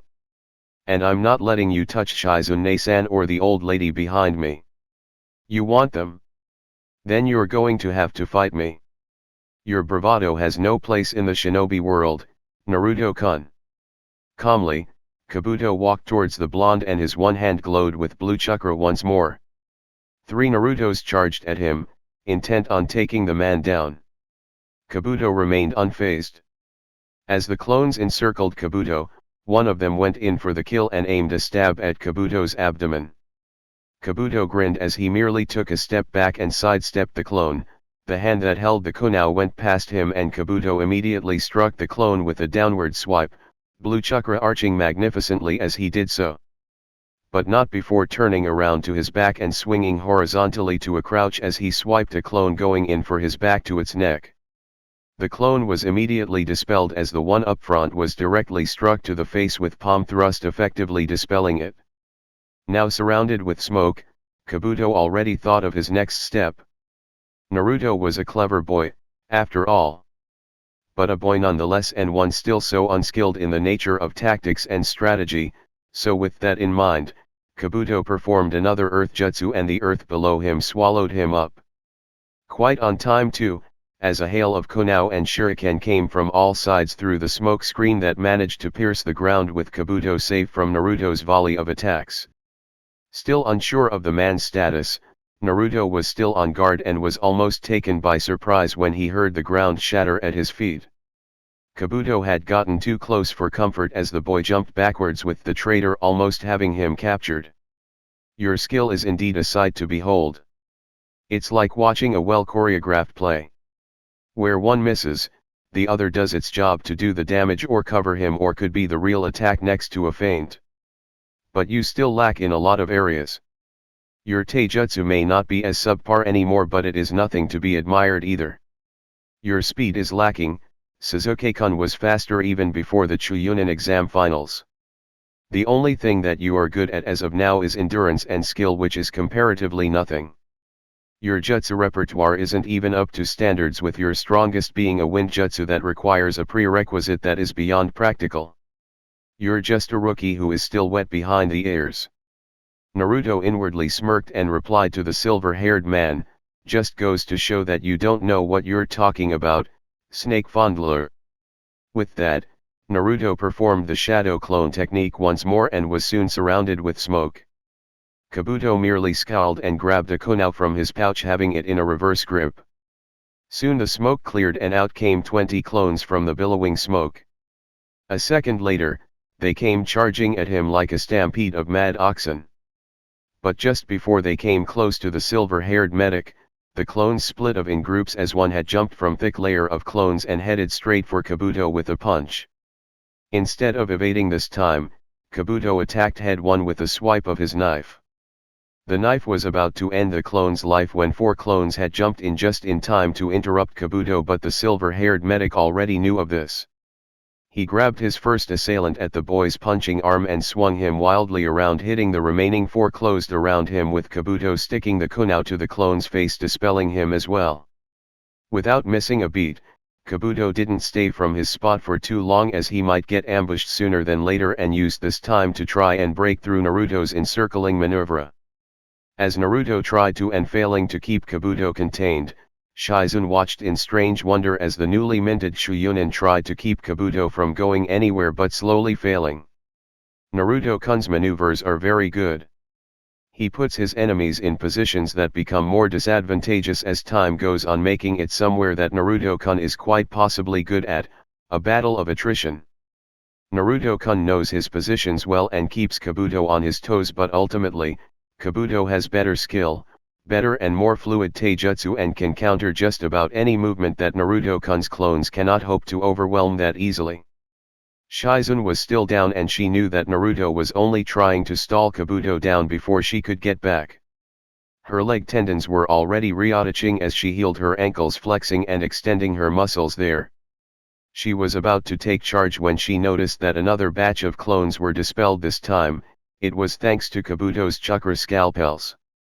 Behind the medic was a small stream of blue light arching sideways as 5 clones were dispelled simultaneously while Kabuto smirked. "You're quite the slippery target, Naruto-kun. I thought I almost had you at the time. But you are still far outclassed. Your stupid dreams of becoming Hokage? Forget about it, you'll die sooner with those dreams unfulfilled." Kabuto then performed several hand signs and placed both his palms on the ground. 2 seal arrays began to spread as Kabuto gave a wicked smile. "I guess I just have to wipe out the entire platoon in order to take you down. Ninpo, Shiken no Jutsu, ninja art, dead soul technique." 2 ninjas then appeared from the earth below, wearing white masks, limp and hanging out front. Their uniform clearly told Naruto that they were Umbu. They grabbed their swords and the pair began charging at the remaining clones with disturbing speed and widely slashed about with their swords. 2 clones were immediately dispatched as the smoke cleared. The 2 dead shinobi jumped from their position and let loose a hail of shuriken and kunao, forcing the clones to scatter about. With their wide, sloppy, and sweeping movements, most of Naruto's clones were wiped out by the 2 tall ninja with their swords. Now with just one more clone, Naruto had ordered the remaining doppelganger to take another position. The clone did and performed a timely Shunshin no Jutsu just as a sword was about to decapitate it, hitting nothing but smoke and air. Naruto had managed to duck just in time only to see a sword about to pierce his face. Wide-eyed, he felt time had managed to slow down for a moment just as the sword went straight in between his eyes and piercing his flesh. "Naruto-kun!" Shizune shouted, getting the attention of the 3 Sunin who saw the boy being stabbed in between the eyes and a sword protruding on the top of his head. Jiraiya looked on in shock, Tsunade in fear while Orochimaru in wicked glee. But the body did not turn out to be as it was soon covered in smoke and a familiar hissing sound was heard from inside it. Boom! The 2 bodies were obliterated and turned to nothing more than pounds of meat and giblets in the air as they landed on the ground in an unceremonious thud. Kabuto was quick to put up his guard from that sudden stunt.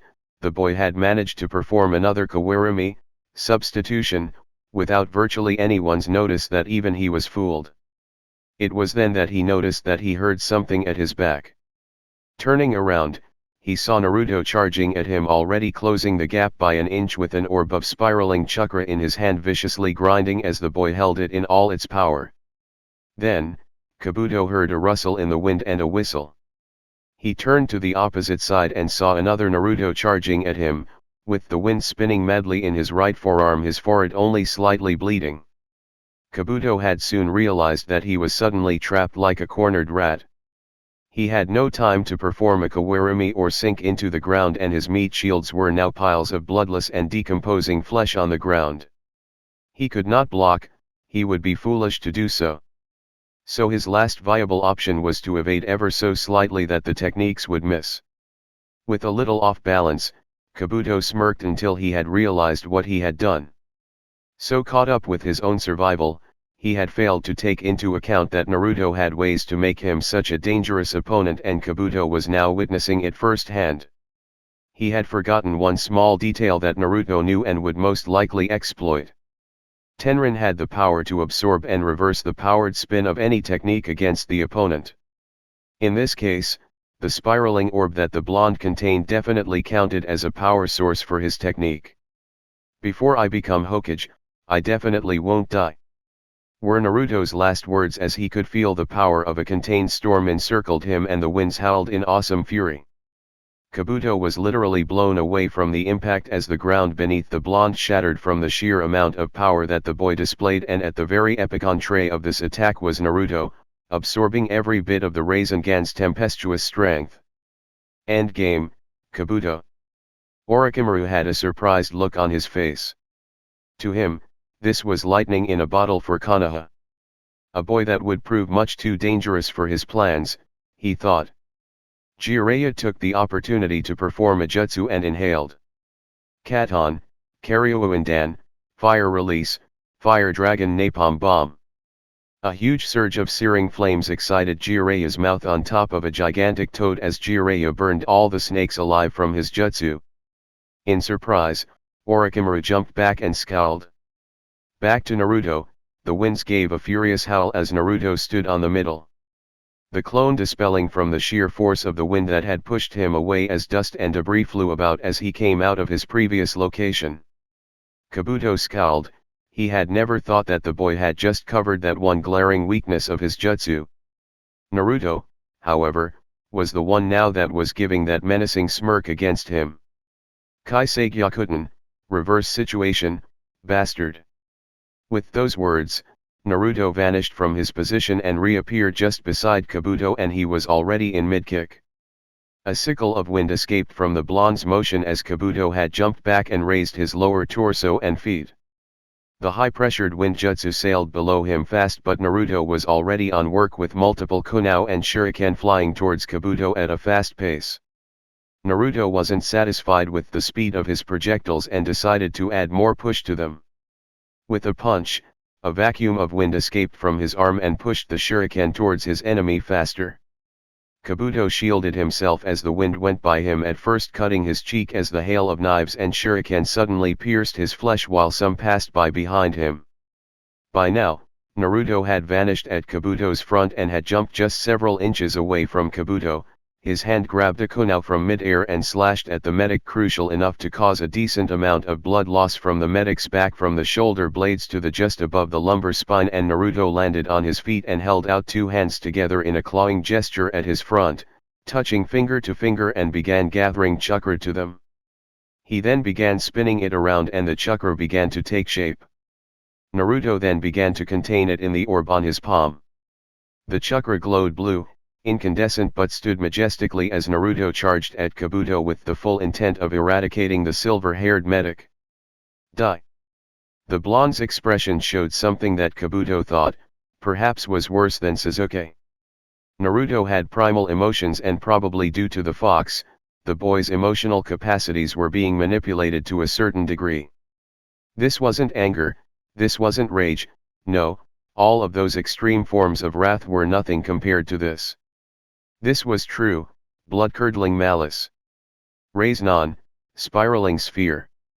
Naruto's darkening expressions finally reared its ugly head when the blonde shoved the raise-non onto Kabuto's stomach.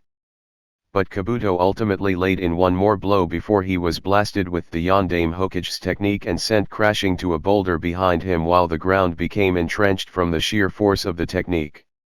Kabuto had managed to hit Naruto straight on the chest and mangled the boy's myocardial muscles. Naruto was suddenly stopped by the sudden aching of his chest and then nothing. He coughed out blood just before he fell down with a sense of victory. It was a slow, horrifyingly painful watch as Tsunade and Shizune saw Naruto fall down on the ground, blood flowing from his mouth and forehead before hitting the earth beneath him with his back. I win. You see that? Granny. Naruto let out one final sentence before his vision was consumed by the darkness. That tenacity. Naruto-kun, you're truly a shinobi that should be destined for greatness. Shizune was about to come to aid the boy when she heard the sound of Jiraiya's voice shouting vehemently. It was then that she noticed Orochimaru lunging in mid-air as he headed straight towards the boy. The sword of Kusanagi sprouted from his mouth. Just as he was close to the blonde, a figure had appeared just in time. Her right fists were glowing with powerful chakra and sent it straight to the Sunin's face. The result was an earth-shattering, teeth-clenching blow as Orochimaru was hit on his left arm and promptly sent tumbling back by at least several hundred meters. Shizune stood in awe as Tsunade stood there, fists still glowing. Her facade of fear was gone and in place was one of pure concentration. She looked down to the bow and with a simple flick of her heel, she tapped the earth beneath her feet and shouted the name of her technique. Doton, Go Darokugashi, Earth Release, 5 Earth Wall Land Flips. Soon, 5 slabs of earth erected all around her, and the boy, as she said, shouted to Jiraiya. Jiraiya, keep Orochimaru occupied for a while. I'm tending to the boy. This is an order. From your Godame Hokage. Nawake, Dan, my memories of you has saddened me far too long. But this boy, he has reminded me of the times when you two were still alive. I'll forever cherish your memories, but this boy, who carries your will and desire, I will save him for all our sakes. With that, Tsunade's hands turned green, finally activating her healing chakra as she tended to the boy that stood up to a jounin. Tsunade, I find you saving that boy truly illogical. You have forsaken your chances of being with your lover and your younger brother for the sake of being part of a washed-up village that serves no other purpose but cause grief. Orochimaru commented as he got up. Jiraiya stood between him and the earthen wall erected from the toad hermit's back. You have no idea what you're on about, Orochimaru. For the sake of the village, that boy was putting everything on the line, just like what Nawaki and Dan would have willingly done. What you don't get is the bonds that people share, something that you have thrown away for the sake of power. That boy that just beat your attendant? He'll go places and he'll be even better than your precious Uchiha. That kid has guts, Orochimaru. Something like you couldn't possibly ever have. Jiraiya mentioned in a smirk. With the effects of the drug minimizing, he was slowly gaining his strength back. That boy will only be a burden, Jiraiya. You know the types of people that will go after him. It is better he dies now, or both our plans will be in jeopardy. Orochimaru replied with a scowl. The toad hermit smirked. I'm not even going to consider it. Besides, him being a dangerous threat to you in the future satisfies my childish ego. With that, Jiraiya began performing a series of seals and his hair sharpened. Ninpo, Harijizu, Ninja Art, Hair Needle Guardians. With Naruto's mindscape. Kurama looked around and saw the constructs of Naruto's mind around him slowly disappeared from the encroaching darkness. This place is getting dark. So dark. The boy was dying, Kurama deduced. The encroaching darkness coincided with the boy's weakening life force. He had surmised that the boy had a debilitating injury that would be difficult to heal even with his chakra. His regeneration could only do so much in this current state due to the seal. Not that he would be willing to spare chakra for this runt, no. If this was the limit and the peak of the boy's powers, then this was as far as he was going to go. Byakugan like him would reform after a few years. It wouldn't be much an inconvenience for him anyway. This is as far as you go, brat. When the darkness had crept into the cage of the seal, Kurama noticed it got slower and slower until it eventually stopped, never even reaching past a third of its steel bars. The darkness soon receded back into the floors, into the pipes, and began disappearing as far as he could see. It would seem luck still has more to play for you, brat. You are fortunate. Back in the physical world, Tsunade was vigorously healing the boy with all her willpower. Her renewed spirit would simply not let this boy, who carried the same dreams for the future as his brother and lover, die so easily. So when his breathing stabilized, she was relieved fully, and in one more act of pure cheekiness from Naruto, he reached out his right hand and grabbed hold of the necklace on her neck. Guess. I win the bet, Granny. He said with a smirk. It was weak but strong at the same time, and Tsunade, for the first time in more than a decade, cried with tears of joy. Yeah, you did, brat. And I've never been so glad at losing before.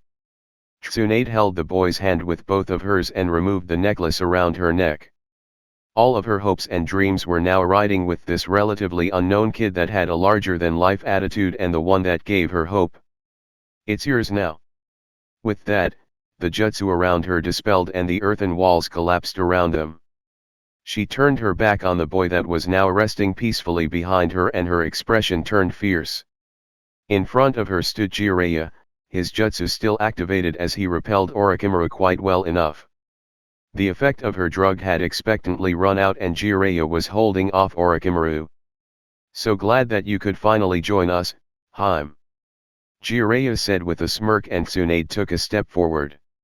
Shut up. Orochimaru is mine.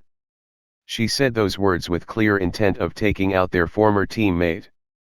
Humph. Loyalty to a village that has done absolutely nothing for you. What absolute lunacies that you two still delude yourselves into. Orochimaru commented while Jiraiya spoke. Bite me, Orochimaru. What we're doing today isn't just for Konoha. This is for Sarutobi-sensei. This is for all the people that you've killed and caused harm in the village. Jiraiya replied and gave the snake sun in the middle finger. Orochimaru, I'm putting an end to all your schemes right here and now. Tsunade finally roared as she bit down on her right thumb. Jiraiya was quick to do the same as he began performing the sequence of seals. Kabuto. Orochimaru shouted, and within seconds, Kabuto had appeared beside Orochimaru, now fully healed. Storing your healing chakra into your cells that creates an advanced mitotic rate at all your basal layers. You're a very astute medic, aren't you? Tsunade asked as she slammed her hand on the ground. A neat trick, but my jutsu is better. Tsunade then slammed her hand on the ground as the seal matrix appeared beneath her, just as Orochimaru and Jiraiya did the same. Kuki-yos no jutsu. And soon, the Battle of Tanzakagai would witness its legendary battle between three equally legendary people. There, standing in the age-old fashion of the great three-way deadlock, were Tsunade, Jiraiya and Orochimaru, accompanied by Gamabunta, Katsuyu, and Manda. This was going to be another battle for the ages. Konoha. Sasuke was kneeling down and catching his breath. In front of him, Kakashi stood perfectly still, one hand holding a wooden sword. He had never pegged Kakashi to be a truly brutal sensei if he was serious enough. This style of swordsmanship is what the Umbu favor above all others. This is what made Itachi so agile and incredibly fast. It focuses on speed to perform the first strike in near perfect precision. Any wasted movement becomes completely covered by the fact that you target weak spots like the neck, the chest, the head, and then some. The philosophy of this style is one swift stroke, one simple step. With Itachi's sharingan and this particular training, it was the perfect complement to each other. Supplemental to that, was Uchiha Shisui's very effective use of the Shunshin no Jutsu. Then it's no wonder that your brother would come out as a very gifted shinobi. Then he went to Sasuke and urged him to get up with a simple push of his foot to the boy's side. Now, get up. In order to perfectly understand this style, you're going to have to get used to being hit by it. You need to learn to defend yourself against me before I can successfully endorse you to the current Umbu commander. Sasuke did as he was told and used his wooden sword as a support to get up. Kakashi waited patiently as his student was up and looked to his right to see his shadow clone instructing Sakura now. Unlike your standard katana, these things are actually double-edged. So I can't teach you what I am teaching to Sasuke. However, I can teach you a far more different style than Sasuke's. Kakashi spoke while Sakura was sitting on the ground listening to her teacher. How different are the two styles, sensei? Isn't there only one preferred style that many of our shinobi use? And why did you have me practice with Ashina then if it would be practically useless in what you're about to teach me? Kakashi nodded. True, there is only one preferred style in this village. But different blades require different uses.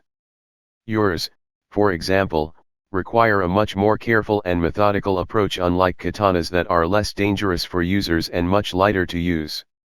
So I trained you with swinging Ashina to get acquainted on how to swing a sword, much like what I am doing to Sasuke. But for all intents and purposes, you two have different ways of thinking. A specific sword style then should fit for specific purposes for specific people. For example, your swords are double-edged, meaning bouncing your blade against someone else is likely to lead you to cut yourself and leaving yourself open. Of course, the chakra blades are much better because of its nature as a weapon itself. But I want to train you as if you are still fighting with a pair of short swords. To do that, I should brief you with the history of the sword style you are about to learn. Kakashi then grabbed the pair of swords from Sakura's small backpack and held the two glowing swords in both his hands. There is a pair of swords from Kirigakura that was held by one of the shinobi swordsmen of the mist. Her craft involved triangulation footwork, twirling her wrists to deflect or parry and perform devastatingly quick slashes in rapid successions with lethal force. Many who stood in her way were cut down to pieces. So brutal, quick, and efficient were her attacks that it was said that those who tried to face her would ultimately fall into a trance-like state called shinobuto, dance of death. I unfortunately never had the chance to face her, but I did get the chance to encounter that specific style in one of my missions. The user called it Yabanene Okamai no Sakebe, Cry of the Savage Wolf. Sakura nodded at her sensei's words. Learning a foreign style did sound extremely appealing to her just because of her curiosity and from what she could deduce, a complicated fighting style that her mind can sink its teeth into. Who knew Kakashi-sensei, of all people, was actually a very astute teacher?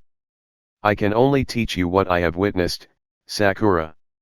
You're going to have to make do with what I have.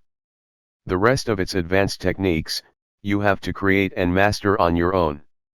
Just remember the important key points that I'll be saying to you now: grapple, disarm, strike, joint lock, and throw. Every part of your sword is a weapon. From the hilt, to the guard, and to the blade, there is no part of a weapon that can't be used against an enemy. This time, Kakashi had handed to her a wooden stick that was about the size of her arm. For this lesson, I'll teach you the angles and how you can hit in different ways, either forehand or backhand. But you must do this while weighed down on your arms to maximize your swinging speed. Kakashi then used a single hand seal, and Sakura was suddenly surprised that the weight of the small wooden stick suddenly increased. Come at me, Sakura, let's see if you can effectively learn this style. Of course, Kakashi knew that Sakura had the perfect mindset to learn this style, but the question remains, can she handle it? That would be something to discover. Outskirts of Tanzaku City. Nostalgia has a funny way to catch up to you once you realize who you're facing with. Gamabunta commented as he took his pipe and began smoking. Only difference is I get no awkward moments with the living leather apparel now that I can skin him for a nice wallet. I always wanted one since I met Manda. It would be nice with his head on a pike near the house too. Gamabunta said this with a hint of joy in his voice. After all the forced teamwork bullshit he had with the snake boss, he was finally, getting a chance to cleave his knife on the snake's skull. As a gesture of a disrespectful taunt, Gamabunta blew smoke to the snake summon's face. Watch your mouth, sewer toad. I should eat you where you stand for your meager threats. Manda hissed at the boss toad. The toad knew perfectly well that he relied more on his vision and sensing the air with his tongue rather than eyesight for this belligerent, pipe-smoking uncouth amphibian to blow a few wicks of smoke at him. That was a sign of disrespect and defiance against his authority, who is rightfully considered the strongest of the three summons. Gamabunta simply laughed at that. Ha! The only thing you're eating here today is my blade cutting your stomach. While the two were beginning to draw tension, a giant white slug had looked at its summoner and asked. Tsunade-sama, what would you have me do? Katsuyu, separate the boy from us and give her to Shizuan. This battle is not meant for me to carry an injured child. Besides. Tsunade trailed off as she watched Jiraiya gather his chakra and began producing a sensory barrier around him. It seemed like the man was waiting for something. The seal on her forehead suddenly glowed and spread throughout her head, and reaching down her cheek, Katsuyu recognized that Tsunade was not going to use Suzo Saisei, Genesis Rebirth, but rather her most powerful technique, the Byakugan no Jutsu, Strength of 100 technique. I intend to finish off this little meeting we have with Orochimaru once and for all. To be continued.